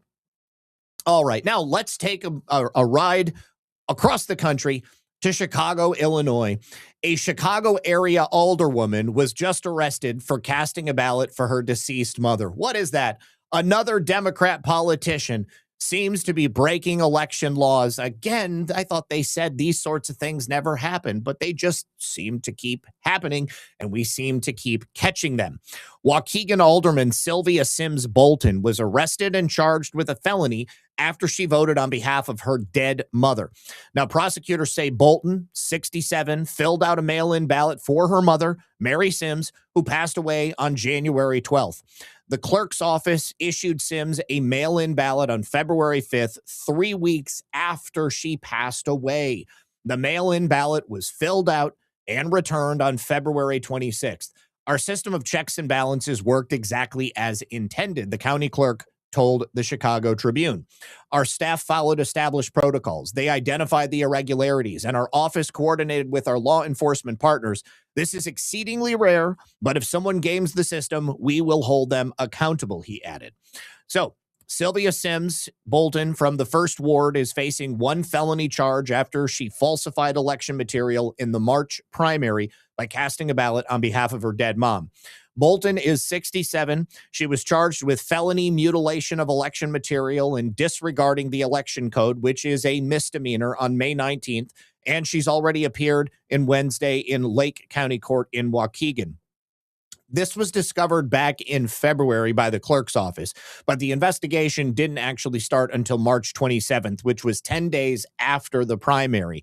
Now, after the clerk's office issued a vote-by-mail ballot to Mary Sims on February 5th, the office canceled Sims' voter registration after they learned she died on February 12th from the Illinois Department of Public Health. Now, Sims died on January 12th, is Bolton's mother, and according to Richard Bradshaw, a licensed funeral director, it was known by everybody. But Miss Sims was fully aware of this. Miss Bolton was fully aware of this, and yet she decided to cast a ballot anyways. Once again, this is the kind of thing we see time and time again. All right. Now, yesterday, we spoke about the likelihood of Tulsi Gabbard completing the very, very important work that she's been doing on election security as she was running the office of the Director of National Intelligence. As I was told, She is going to be completing those investigations, and she is going to be releasing a bunch of important information, which is likely going to lead to major reforms that we have been calling out needing to be done from the rooftops for many, many years. Now, John Solomon speaks about the information he's learned. Tulsi Gabbard is apparently almost ready to release that foreign election interference and voter database breaches information from the report. This is tied directly to China and Iran. We've talked about the specifics on so many occasions, but I'm just waiting to see it. Let's take a listen. Tulsi's going to go out in a blaze of glory in her final month, because she will be able to release in succession some extraordinary evidence of foreign interference in our election in 2020 and since. The intelligence community has known a lot more about active measures from China and Iran and other enemies that it did not make public. Instead, it gave intelligence community gave the Americans a false sugar pill, saying that the 2020 election was the most secure in history. She will systematically destroy that narrative. Now, I think she'll be briefing senators soon on states whose voter databases were penetrated by China. That could move the needle on some of these senators voting for the Save America Act. I think there's a tranche of documents that Tulsi Gabbard needs from OMB. If you're listening, Russ Vogt, pay attention to this. This is important. There is concern that Ukraine was involved in a 2024 scheme to take a large federal grant that was given to Ukraine and launder it back to the Biden 2024 campaign. We're not talking about. This is the first time that has been stated publicly. This is something that we have all believed likely happened, but the fact that the DNI is in possession of the information showing that Ukraine specifically laundered a particular grant right back into the Biden campaign, we are going to have the evidence for the very first time. And this, of course, will lead to very significant things taking place. Hunter Biden grift in 2014, we're talking contemporaneously in 2024. The evidence of whether that occurred or not sits in OMB's files, because OMB is currently running the U.S. Agency for International Development. If she can get those documents, she could make a criminal referral to the FBI. Thus far, she doesn't have those documents. So I hope Russ Vogt jumps into action pretty quickly. The third thing, so those are the foreign interference things. You could have cheating, a U.S. taxpayer money going to Joe Biden's campaign. That's what the intercepts that we talked about a month ago showed. The proof of that, and I've even talked to some U.S. intelligence community sources who are familiar with what they believe happened here. The proof of that is sitting in USAID records currently in Russ Vogt's possession. The second part of this is what the FBI is doing. Sometimes you don't get a mobster for being a mobster. You get them on taxes, or you get them on some other violation. The election workers down at the state levels who changed the rules of election from what their legislatures mandated. Now, remember, we reported, I believe last week, or maybe it was the week before, that the FBI has they have gone after every single election worker from Fulton County from the 2020 election. Now, that was a request that was made. That has officially been granted. And so that process has already begun. Think about Ruby Freeman, her daughter, every single person that was in the State Farm Center on election night, the fake water main break. Imagine all of the various counting locations where these election workers were working on election night, and think about how many of them were fully aware of exactly what was going on, who told them to do what they were doing, who was it that gave them the instructions to cheat in that election. And keep in mind, Georgia's not the only place. Fulton County's not the only place. Go to Detroit on election night 2020. Remember, Melissa Carrone, whistleblower, first interview here on this show, talking about what she saw. She was a whistleblower that was working for Dominion Voting Systems there in the TCF Center in Detroit. There is so many different places that this could go. We know it. We've been talking about it for years at this point, and we're finally seeing the movement. Wisconsin, in Georgia, and Arizona can be criminally prosecuted if they did so knowingly and willing, meaning that the legislature said you should do X, but you ran the election this way because that's what you wanted to do. That is what the FBI is beginning to interview people day in and day out doing. And if they build enough evidence with these workers that instructions were given contrary to what the legislator's intent was, you will have a full-blown cheating scandal. The cheating will be they didn't conduct the election the way the law said. That's a little different than what people thought. It's not machines flipping votes, but it's still a form of cheating. It's still depriving the American public of a fair election. Yep. That's where the FBI is going. And yesterday, there was a big win in North Carolina. Isn't getting the attention it deserves. North Carolina bureaucrats in the election regime. Okay. And then he goes in to talk about the North Carolina case that we just discussed a moment ago. All right. Before we continue, I have a quick message from a sponsor over here on Rumble. Let me get this pulled up. And let me say thank you very much for hanging out with us despite the technical difficulties. If you haven't yet, please do me a favor and hit that like button. All right. Now, guys, I've carried a lot of bags in my time, be it range bags, EDC bags, travel bags, carry-on bags, you name it. The truth is, most of them, they look the part, but then they fall apart the second that you actually put them to work. But this bag right here, this is different. The Patriot Cash Tactical Shoulder Bag is running MOLLE webbing across the body, which means you can attach pouches, clips, whatever your setup calls for. The zippers, also very high quality, full length, two-way, actually smooth. It's also water-resistant fabric, micro mesh padding on the back, so you're not going to be sweating through your shirt. And it's also fully adjustable. It's also designed right here in the USA with actual military use in mind, not just military aesthetics. This is where it gets interesting. Right now, Patriot Cash is doing a giveaway. They've got 500 of these bags. They're going to give them away totally free.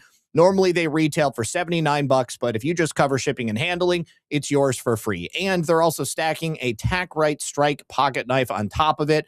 It's razor sharp, compact, and it's the kind of blade that actually earns a spot in your carry rotation. That is also totally free. I'm not going to oversell it. It's a sling bag, but it's also a pretty well-built sling bag, and it's coming from a company that actually gives a damn about the quality that they're offering you. And right now it costs nothing but the shipping. That's a pretty hard deal to argue with. So take a look on screen. You've got that QR code. There's also going to be a link in the description.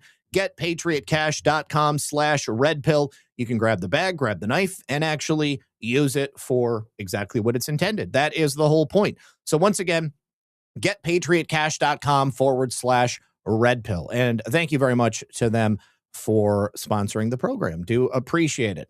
All right, you guys. And now we were going to move on to the next segment of the show. We've got a lot to talk about in terms of fraud and accountability. Now, if you'll remember, Sam Antar was busted by the SEC many years ago, but he is incredibly intelligent. He knows how the scams work because he took part in the scams. As part of his deal for the for his trial and his penance was that he went to work with the SEC and the FBI to help them catch additional financial scammers, much like what he was doing. Now, he's the one who identified the crimes of Letitia James. He's identified the crimes of many others, and we've spoken about them here on the program. In this post right here, he takes a look at the Neville Roy Singham Network. Now, this is particularly notable because Hassan Piker and the wife of Neville Roy Singham at Code Pink, Medea Benjamin, are both now under subpoena for the trip that they took to Cuba.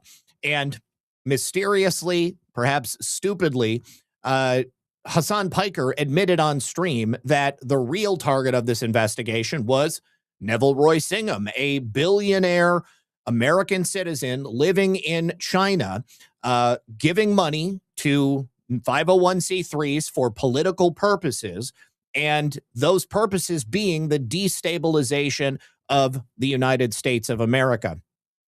Neville Roy Singham was also responsible for moving a bunch of money into the campaign of Mayor Mamdani of New York. So here, Sam asks the question, did the Singham Network move $100 million abroad through a charity with no employees? Now, you can go to his website, whitecollarfraud.com, and you can read the entire investigation with all of the sauce and the background.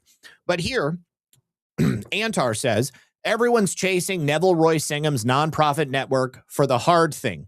Foreign influence, China, propaganda, Congress, federal agencies, the press, all on that track. It's contested, it's slow, and it might take years. I certainly hope that it doesn't. But he says, I'm pointing at the low-hanging fruit, the tax returns. Now, this is also notable because it's the Office of Foreign Asset Control at the Treasury Department, being run by Scott Bessent, who is looking into the spending and the money network of Medea Benjamin and Hassan Piker. Now, obviously, Office of Foreign Asset Control is at the Treasury Department. IRS is also at the Treasury Department. So I would imagine that that investigation is also looking right where Sam is pointing. It's the oldest lesson in white-collar crime enforcement. Sometimes the case you can actually prove isn't the dramatic one. It's the bookkeeping. You don't have to prove anything about China to ask whether or not these groups followed the same IRS code as every other charity in America. That gets answered line by line on filings they signed under penalty of perjury. So start here. One charity in that network had 0 employees. No staff, no officer on payroll, nobody worked there. But it reported moving $101,983,568 out of the United States. Once again, a charity, a 501c3 NGO, an organization with 0 employees, somehow moved more than $100 million. That money went overseas by an organization with no one working there. How did that happen? Well, that's not even the biggest red flag on their tax returns. It's one of 8. Everyone comes straight off these groups' own IRS filings. This is public information. Anybody can download it. The first red flag, the foundation called its own receipts non-charitable. On their own IRS return, 3 times on the same form. People's Support Foundation Limited. It's a private foundation. Flagged the 2 groups it was funding as non-charitable in 3 IRS boxes. That's not something you can do when you're a nonprofit organization. Red flag number 2 on the same page, it labeled other receipts public charity. So this isn't a clerical slip up. The foundation knew the difference. They used both labels on one return and deliberately put these 2 in the non-charitable column. That distinction is the whole ballgame. Funding a non-charitable group triggers strict IRS monitoring rules that funding a public charity does not. Now, red flag number 3. They moved $73,731,279 to those 2 non-charitable groups over the course of 6 years. Red flag number 4. Who vetted the grants? With no employees and no officer pay, there's nobody on staff to check who received that $101 million. There's no one on staff to draft an agreement. There's no one on staff to confirm where it went. The oversight the IRS requires for money like this, somebody has to actually do it, but if nobody's working there, they have no one to claim they actually did. Now, red flag number 5, there is $0 in monitoring costs. That oversight work costs money, and it's required to maintain your 501c3 status. On 6 years of returns, the People's Welfare Association reported $0 in every professional fee category where the cost would show up. If that oversight happened, who did it? And where's the bill? Well, the answer is no one did it because there was no one working there. Red flag number 6, money in, money out. $102.7 million came in, but $101.98 million went out, which means that they kept around 721,000, 0.7%, and they ended 2024 with $324,050, and again, no staff. That's the financial fingerprint of a pass-through pipe, not an organization running its own programs. Then we have red flag number 7. The foreign receipts are not named. $101 million went abroad, broken out only by world region. Where it actually landed, we don't know because it's not included on the public return, but it has to be if they want to be compliant with the law. And then finally, red flag number 8, $15,017,000 $20 in political contributions sits downstream. People's Welfare Association reported more than $15 million in political contributions over the same 6 years. That is exactly the kind of spending the foundation's missing oversight rules exist to prevent, because it's not allowed. And one more, because it's answers the obvious objection.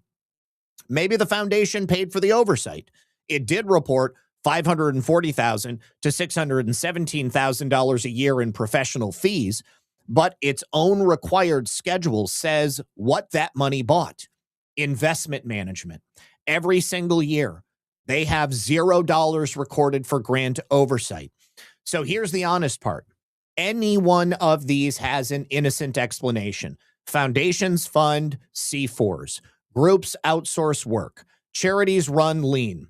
But all 8 in one chain, same money, same 6 years, that's a lot of coincidences to ask a single structure to carry.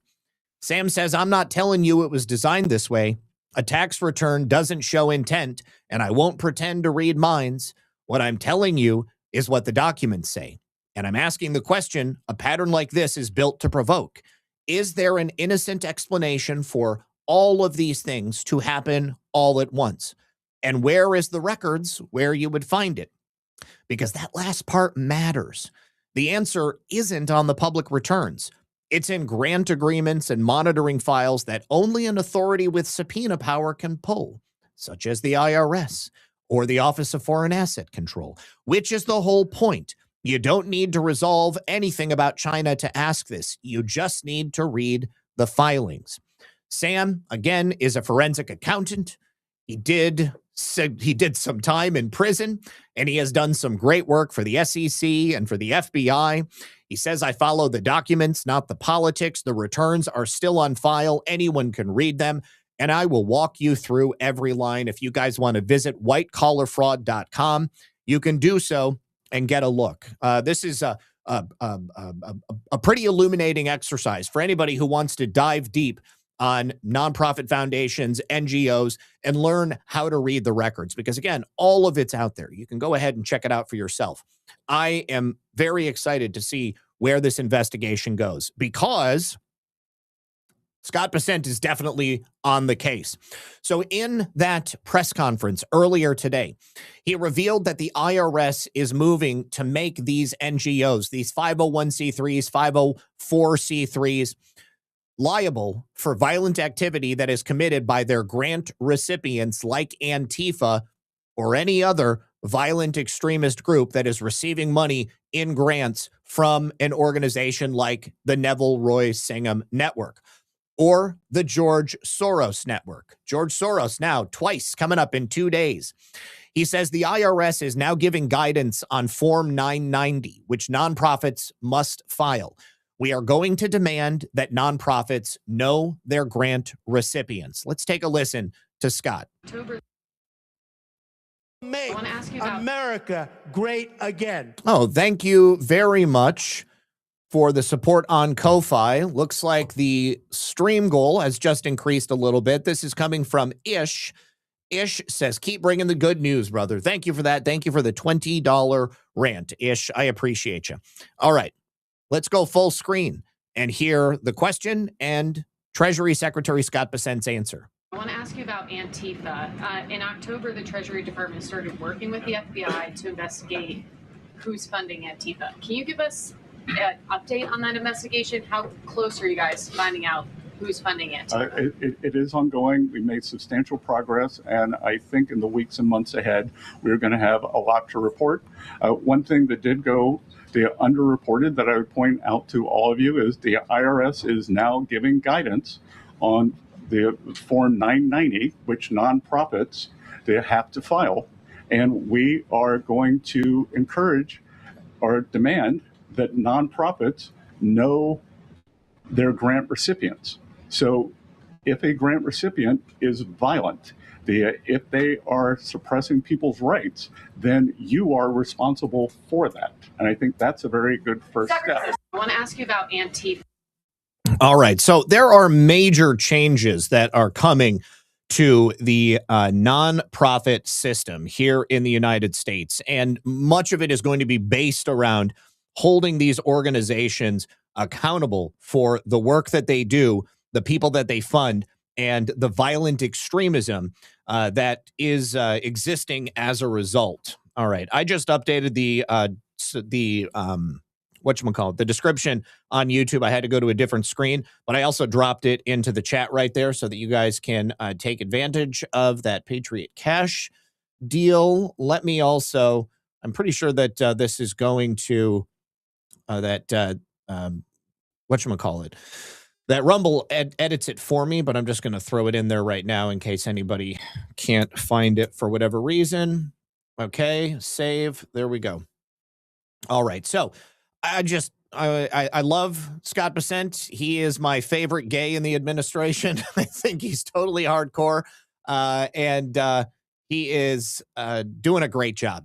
All right, now we also have just a day after the cabinet meeting where President Trump called out the autism scams and the Somalis, we have two new arrests, two Minnesota Muslim women who were just arrested for their part in a $21 million autism program scam.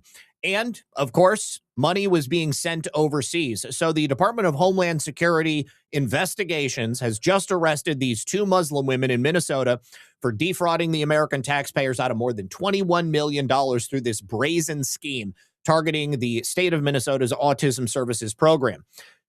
Shamso Ahmed Hassan, 55, and Hanan Mursal Yusuf, 25, both from Brooklyn Park, Minnesota, were taken into custody by HSI agents. Federal prosecutors say the pair submitted $46.6 million in fraudulent claims to Minnesota's Early Intensive Developmental and Behavioral Intervention Program. This is funded by Medicaid. The service is for children with autism. They pocketed approximately $21.1 million in taxpayer money for services that obviously were never provided. Now, you might ask, where did the rest of that money go? Well, it turns out it was all going to kickbacks. So anyways, according to the DHS statement and the indictment that was released this morning, Hassan was a beneficial owner of Smart Therapy Center, LLC, and Smart Autism Center, LLC, but she hid her ownership interests from Minnesota regulators. Of course, that's not legal. Yusuf worked as a provider and was also heavily involved in the operations and in submitting these fraudulent claims. So they would pay illegal kickbacks to parents to enroll their children. They would bill for services that were never rendered for children who didn't qualify, and they would disguise the kickbacks by routing money through family members and employees. And then another portion, a lot of it actually, was then sent overseas. They ran this scam from at least May of 2020 until December of 2024. These Minnesota residents have been accused of stealing more than $21 million from the American taxpayer, Acting Assistant Secretary Lauren Biss said. They now face charges of conspiracy to commit healthcare fraud, 8 counts of healthcare fraud, 2 counts of money laundering. Their Medicaid fraud scheme started during the COVID pandemic and then continued for the last 4 years. Under Secretary Mullen, we will end the defrauding of the American people. Hold on, let me fix this over here for myself. Okay. Both women are U.S. citizens. Hassan was naturalized. They've pled not guilty, but they remain in federal custody. Now, the Smart Therapy Center was already at the center of an earlier massive fraud case because in late 2025, Asha Farhan Hassan, 28 years old at that time, connected to the same operation, pled guilty to wire fraud and stealing $14 million from the exact same autism program. She was, of course, brought into this mix because she was tied to the Feeding Our Future scandal. Now, these cases are part of a much larger pattern of fraud. Same types of networks that are operating in the Minnesota Somali community. I'm certain we're going to find them in the Ohio Somali community and in the Maine Somali community as well. Now, let's take a listen here. Well, actually, let me show you this first. Actually meant to show you, well, I'll wait on this because I've got a couple of more pieces about these exact same fraudsters. So first of all, this is local news discussing this as it was announced this morning. A total of 15 suspects have been charged with trying to steal more than $90 million from Minnesota's Medicaid programs. Federal prosecutors, in fact, say this is the largest Medicaid autism fraud case they have ever charged. Last week, a federal grand jury indicted Shazmo Ahmed Hassan, and she is facing several counts, including conspiracy, healthcare fraud, and money laundering. The 55-year-old from Brooklyn Park is accused of running 2 autism centers in an attempt to defraud the Minnesota Department of Human Services out of more than $46 million. Prosecutors say that Hassan actually collected more than $21 million in Medicaid reimbursements for services that were never performed. According to court documents, the centers actually paid families kickbacks and incentives to enroll their children. Some paid as much as $1,500 a month just to use their names so they could submit claims for service. Hassan is scheduled to be arraigned later this. So these two represent a much larger group, which comprises over $90 million specifically related to this particular type of fraud. It's just that the $21 million that they took home in profit and the $46 million that they took overall represents a sizable portion of that $90 million. Now, in addition to that, the fraud task force has also identified the exact same thing happening all around the country, meaning that it's not just the Somali community. This is happening in all 50 states. And if we look at North Carolina in particular, they have had an 11,000% increase in autism services over the course of the last 4 years. Take a listen. Now will audit all 50 American states looking for potentially massive fraud in the billing of autism treatment. This is happening now amid a recent explosion in spending on autism services. North Carolina alone apparently saw an 11,000% increase in the last 4 years. Why was that? Good question for Alexandria Hoff, live in D.C. Alex, hello. Good morning. Hey, Bill, yeah, it is a good question because according to that data coming out of North Carolina, the use of taxpayer-funded autism services is significantly outpacing the number of children being diagnosed. So something's not right there, and it's not just in the Tar Heel State. A recent analysis by the Cato Institute found that in 5 years, Medicaid billing has surged in every other state that makes their data public for money spent on ABA therapy. It's a Now, the largest migrant community in North Carolina is from Latin America. They've got about 500,000 people there. Obviously, if you've got an 11,000% increase in autism services, you know that fraud is taking place, but we don't have the identities of these people yet. But this audit, which has identified this spectacular increase in these particular services, indicates that obviously the fraud is taking place. Now, when they look at all 50 states, when we're all done at the end of the day, we're going to be talking billions upon billions, probably hundreds of billions of dollars in fraud from just this one type of fraud alone. And of course, that's going to mean that a lot of people are going to have to go to prison. And I sincerely hope that they follow through on the denaturalization of people who came to the United States of America as an asylum seeker or a migrant of some kind, and then they decided to defraud us. We need to get these people the hell out of our country. And I'm all for actually just getting rid of people who were born here as well. If they, and I think that's a little bit more difficult. I don't know that there actually is a process to just strip someone of citizenship. But if they were to do that, there would be a lot of people that would be kicked out as well. Applied behavior analysis, that's what it's called. For reference, Minnesota's ABA spending increased by about 51,000% since 2018. We all know what happened there. President Trump spoke on that yesterday. You saw that with millions of dollars just being stolen. Everybody had autism. Everybody had autism. They said it was incredible, actually. And I've just seen I see what they're doing. You haven't seen anything yet. You know, it's not necessarily malice everywhere. That hasn't been proven yet. ABA therapy is considered a critical resource for children diagnosed with autism, but given its complicated billing structure, incentive to overbill, an influx of private equity-backed providers into that space, it's really being looked at like a gold rush. Audits so far by HHS's Office of Inspector General has uncovered $198 million in improper payments made in just 4 states, $410 million incorrectly billed. And examining this really depends on each state's ability to organize and analyze its own spending. That's why HHS is now deploying AI tools to double check that oversight and try to root out any possible fraud bill. Okay. And this is, again, one of the spots where I fully back the use of AI. So 11,000% increase over 4 years in North Carolina alone. The fact that this was allowed to happen can only be attributed to people having knowledge of it and simply allowing it to take place, because there was obviously a huge flow of money that was coming and then moving out somewhere, certainly into political campaigns, certainly across the ocean, going to other countries, and obviously, I would imagine, into the pockets of the people who were supposed to be regulating these industries.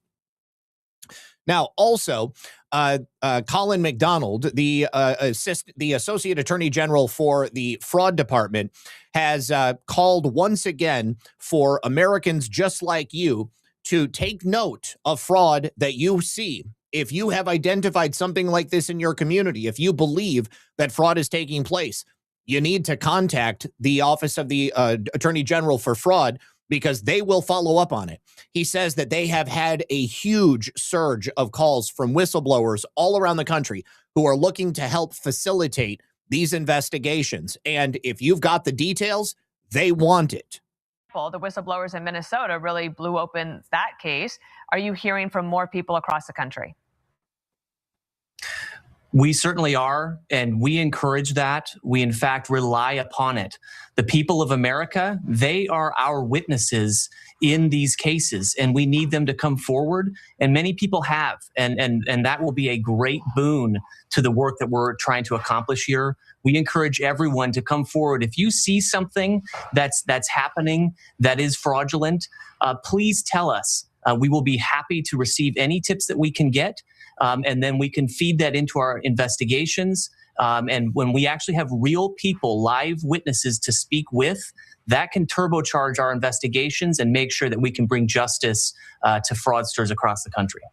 There is obviously... All right. In addition to that, Attorney General McDonald also says that during the course of their work in the last 2 months, they've had 450 major fraud incidents that have been busted and stopped, which, of course, we have, I believe, covered every single one at every point that they've announced it. But to see the level of attention that they are paying to this, it's quite obvious that they're serious about it. And what is taking place is unprecedented.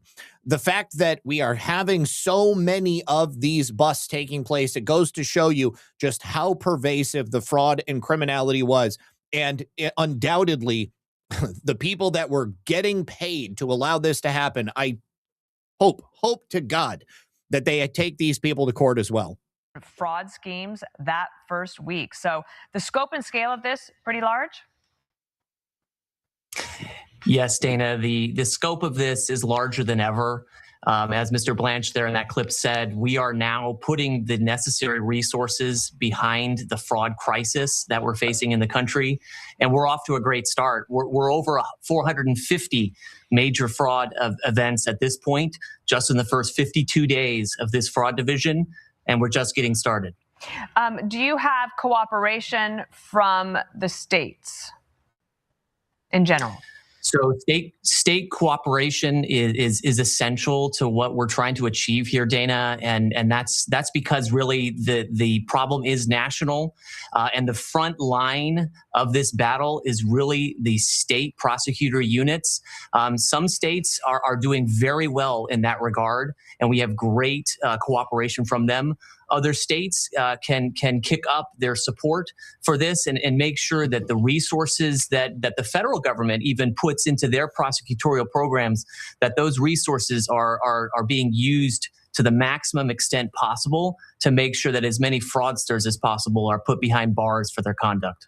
Because this is getting more fraud. Okay, so just to back up what Colin McDonald said there and what has been suggested by me and you in the chat, this cannot just be the Somalis. This can't just be the immigrants that are defrauding the public. This has got to include the bureaucrats. It's got to include the politicians.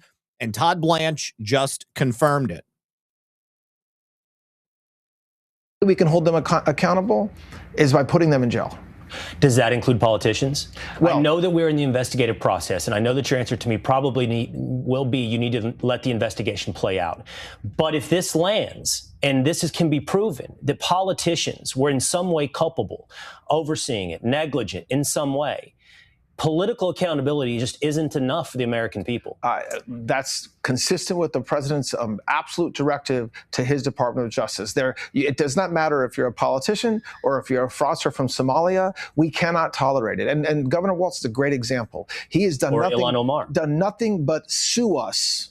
Okay, sue the Department of Justice for trying to get records to understand the fraud happening in his state. Okay, so that is his reaction to us trying to save the government's money and recover against fraudsters, is filing lawsuits against us. And what's been the reaction of California Governor Gavin Newsom? Well, we've all seen it. On the one hand, he all of a sudden did a little bit of fraud arrests. He arrested a few people for fraud. Otherwise, eerie silence from him. Eerie silence, and there's more money being spent in California from the federal government than any other place in this country. And the fraud is extraordinary. And so at some point, politicians have to be held accountable, whether it's through me and through the grand jury process or through the voters. They have to be held accountable. Now, the voters, it's not enough.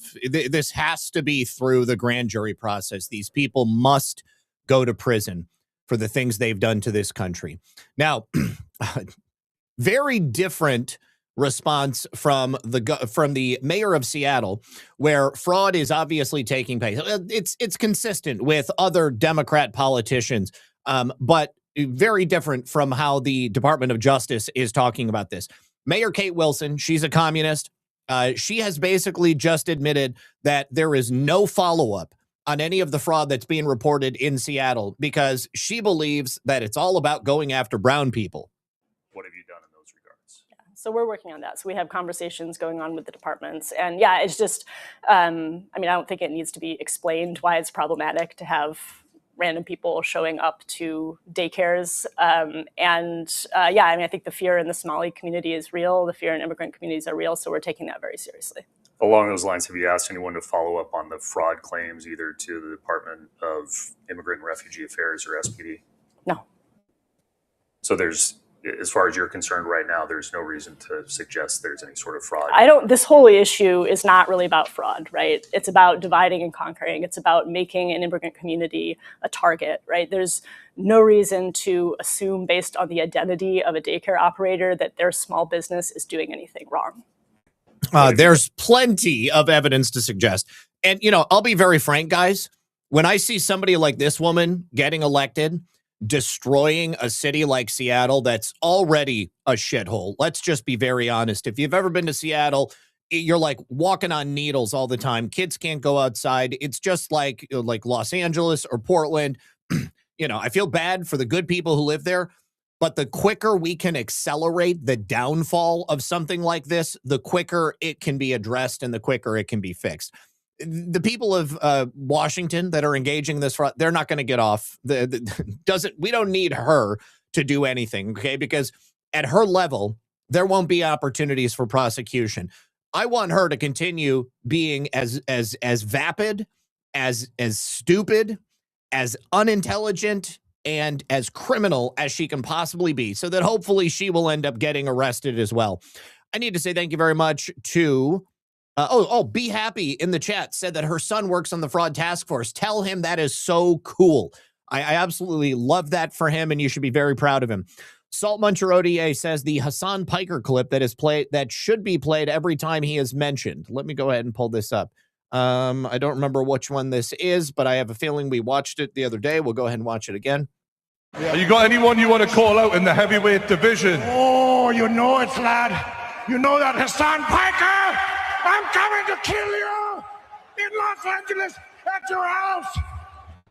Or in the ring? No, in real life. I'm going to stalk him and become obsessed with him and wear his makeup and his dresses and use his skin as a coat like the ancient Irish did.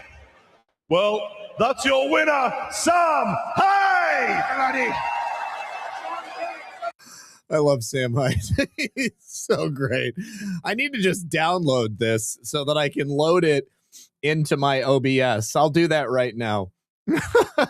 It's so good. Okay. Sometimes I can't download stuff, but I can download this. Okay, I'm downloading it. All right.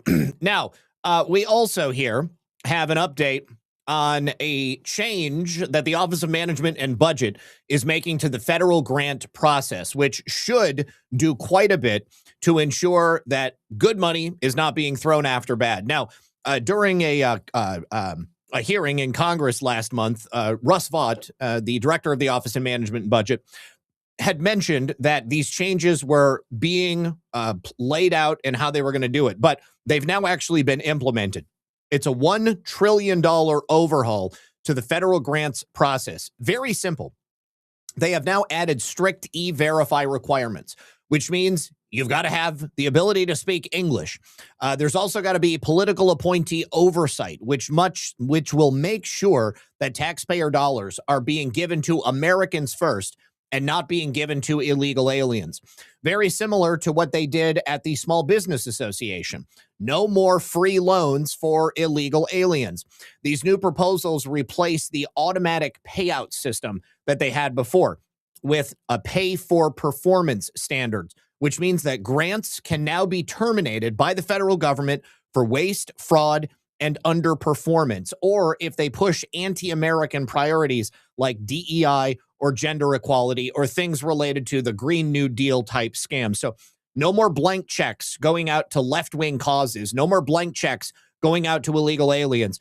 Now there will be a process to verify that these people are doing good with the money.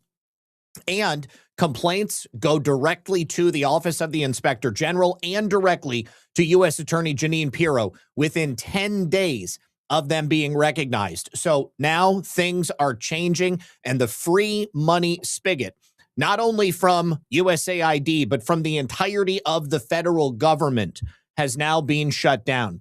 Principal Enigma says, I can't wait to hear that the Rothschilds are actually being pursued. They are the ones that started this bullshit with the Illuminati attempting to take over this country over 200 years ago. Olson L says, they look like Temu versions of that dumb bitch Ilhan Omar. I adore you, Zach. First-time donor. I will try to support you more. Thank you very much for that. Appreciate you being here.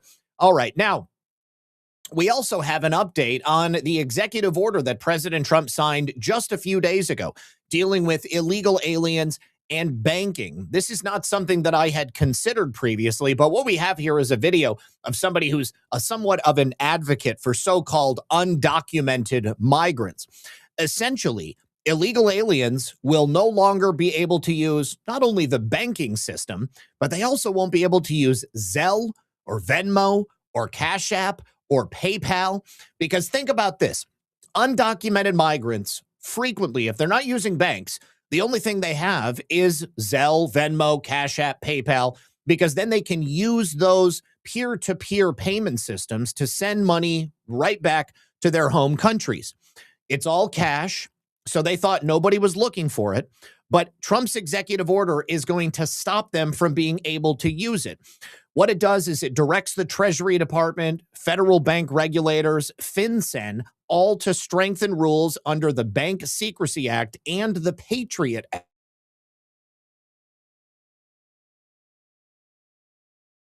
Who are not citizens, who don't have legal work authorization, they're going to be getting paid entirely in cash. And they're going to be putting that money directly into these peer-to-peer cash payment processors. One of these triggers for enhanced due diligence is a pattern of behavior, activity where people frequently get cash deposits, transfers from a bank into their Zelle, and then they transfer it out to Venmo or Cash App or PayPal, and then they send it out of the country. As soon as that happens, banks must investigate the source of the funds. Not only that, but they then must freeze the account of the user until they can verify the source of that money. There are so many illegal aliens that are getting paid this way because they don't have official status that obviously this is one of the places that we need to go to look at it. So this guy is some kind of an advocate for undocumenteds, and he's warning people that illegals are no longer going to be able to receive money. This is why undocumented people might not be able to use Zelle or Venmo anymore. So last week, while I was on vacation, the Trump administration issued an executive order that is going to change the banking system once it's fully implemented. It will seriously limit undocumented people's ability to use Zelle or Venmo, because if they do excessively and they have no status in the United States and they used a non-US passport to start their bank account, what it will do is it will trigger what's called enhanced due diligence. So normally when you create a bank account, all you really need is your name, date of birth, and address, and some ID number, a matricula or your foreign passport. Those have all been acceptable.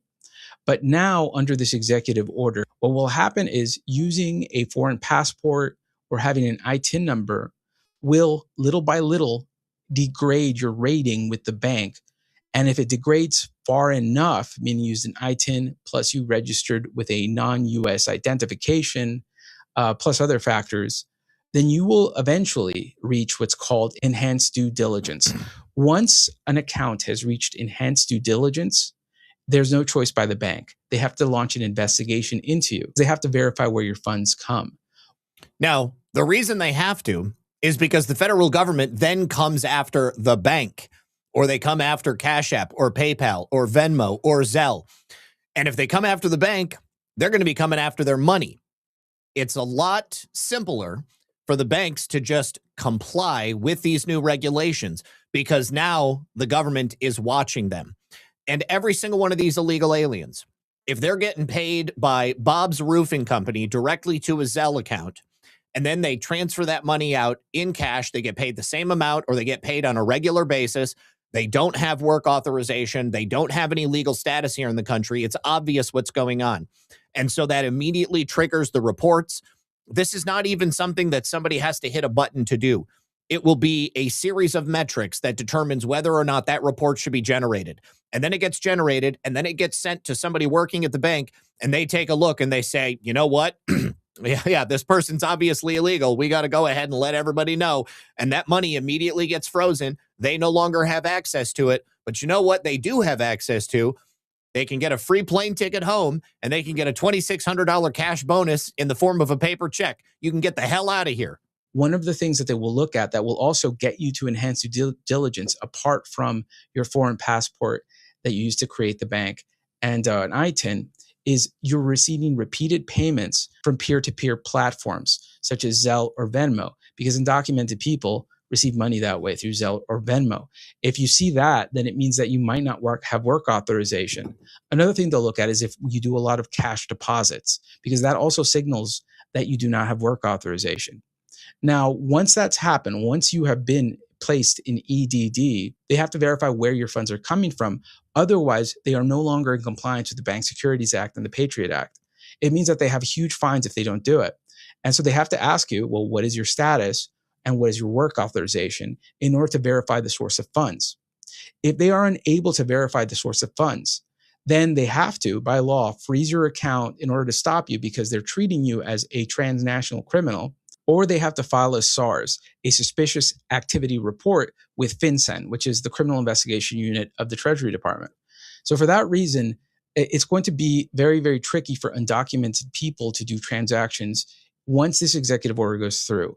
All this executive order does will make it so that your activities as an undocumented person puts you in EDD. Gone, bitch. You are gone. Redneck Renegade, Northwest Ohio, 72 degrees, light wind, mowing the yard, smashing some bush lattes. Usually at work right now, but too beautiful of a day, so I took a vacation day. Thank you for your word, sir. Red Pill 78. Thank you, sir. I appreciate you as well. All right. Now, it looks like the government, the White House, has put aliens.gov online, and aliens.gov was purchased at the same time as alien.gov. And the announcement was made by President Trump that he was going to be releasing all of this UAP information. I think many people assumed that aliens.gov was going to be about the reveal of extraterrestrials. But here is the website. They walk among us. For 60 years, the U.S. government has kept a closely guarded secret. Aliens have been walking among us, living in our neighborhoods, and interacting with us in our daily lives. They've shopped at the same stores, attended the same classes as our children, and lived seemingly normal human existences. With one exception, they do not belong here. Millions arrived under the cover of darkness and embedded themselves directly into our society. Countless presidents, congressmen, and senior officials knew exactly what was happening. Instead of protecting American citizens, they chose to cover it up and even accelerate the invasion, until one man had the courage to tell the truth. Bold, unapologetic, unafraid, President Trump was the first to call out the real danger aliens pose to every American family, every community, and the future of our nation. The truth is no longer out there. It is right here, right now. So it's all about illegal aliens.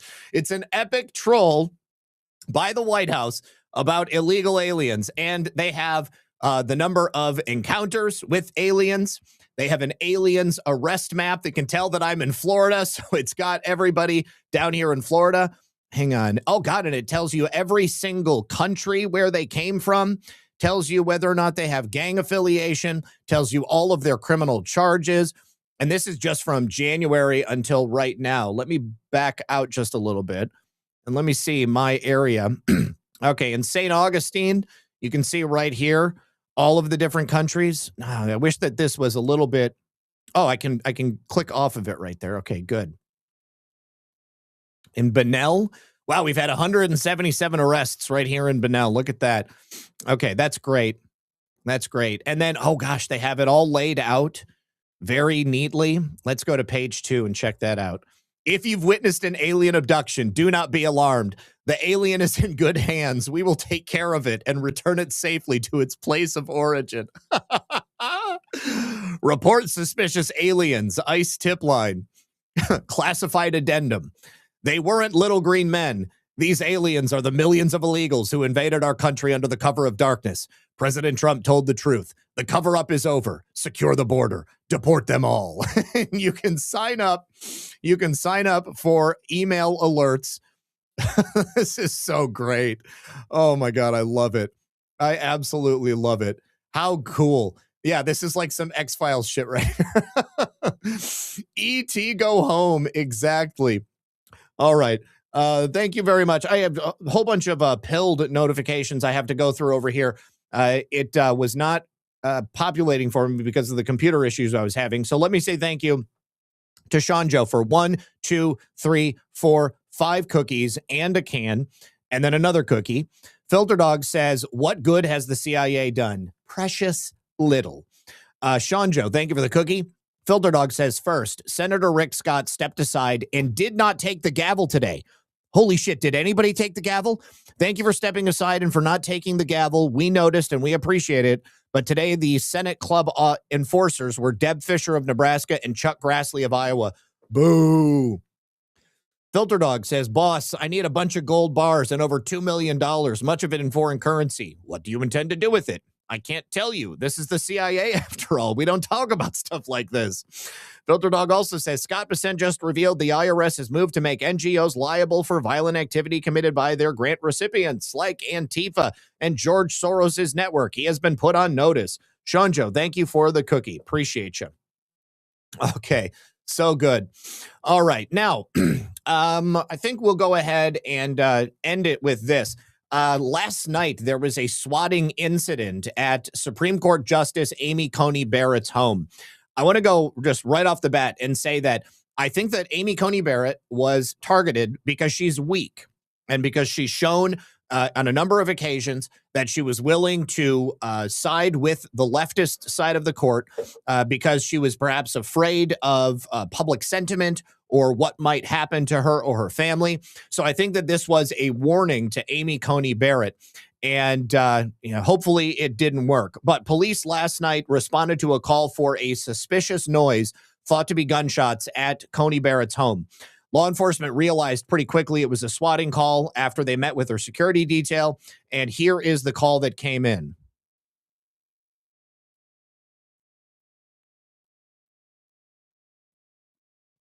Why is there no audio? Huh. Intentional units responding to these suspicious noise. There is an LOI for this address that has 24-hour security coverage for a high priority resident of the county. Units responding to suspicious noise. Be advised, we have not been able to get an answer on callback to the complainant's phone number. And then if it's going to be a swatting situation or not. Press 2111. Make contact with security that's on scene. They should be outside and explore. He said he hasn't heard anything.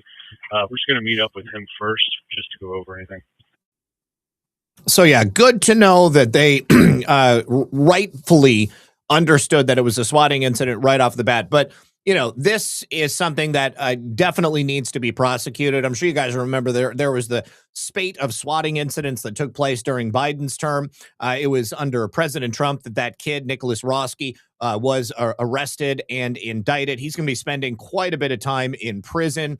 A lot of people would say that this is attempted murder. I'll go ahead and get on board with that because people have died from swatting incidents in the past. So yes, glad to know that Rick Scott did not go through with holding the gavel, but I'm pissed off that somebody did. There should be no senator standing in the way of President Trump being able to do his recess appointments. As I said yesterday, the whole point of the mechanism existing is for when the Senate fails to do its job, and the Senate has abdicated their duties for far too long. President Trump needs to be able to get his appointees in positions because right now, every single office that is empty means that we are unable to move forward with the agenda of making America great again. All right. I have one final message from a sponsor, and we'll be right back, and then we'll read the final donations. Where is it? Right here. Did you know diabetes, fibromyalgia, chronic fatigue syndrome, HPV, herpes, the common cold or flu, or even the most catastrophic of all illnesses can be directly tied to a weakened immune system? Now you can help your immune system with Inforce. My symptoms went away. My body is healing itself from the inside. I went from totally bedridden and not being able to do much of anything. I started taking Inforce and it changed my whole life. The powerful extracts in Inforce are all natural and backed by over 400 clinical studies in the U.S. and around the world. Take charge of your health and help your immune system fuel your body with Inforce. Inforce is a product that has literally changed my life. Within a 3-week period of time, all the different issues that I had with my body started to clear up. This product is amazing. The studies on it, what it's doing for people's lives, the way it's helping with the immune system. I personally take it every day, and I'm really excited about what the potential that this product has for people. For's Natural Products through Pet Club 24/7 is the exclusive manufacturer of the most powerful strain of Coriolus versicolor, the main ingredient that makes up our wonderful Inforce immune supplement. No one else has what we have. Our proprietary extraction process is unlike any other found in the world and locked in by the doctors who first developed this amazing, all-natural botanical strain. We first introduced Inforce for pets and saw remarkable results. When their owners noticed dramatic improvements in their furry loved ones, they asked if we could provide Inforce for humans. The answer was yes, And today, Enforce is helping both humans and pets live longer and more quality lives. Manufactured in the USA in a CGMP FDA-registered laboratory, this unique product is available as Enforce, Enforce Plus, Enforce Restore for pancreas and liver support, and Enforce Clarity, supporting normal brain function, a healthy nervous system, a healthy stomach, and a healthy colon. The Enforce family of products are not available in any stores and sold only through Pet Club 24/7. Pick up your Enforce today. It's fabulous.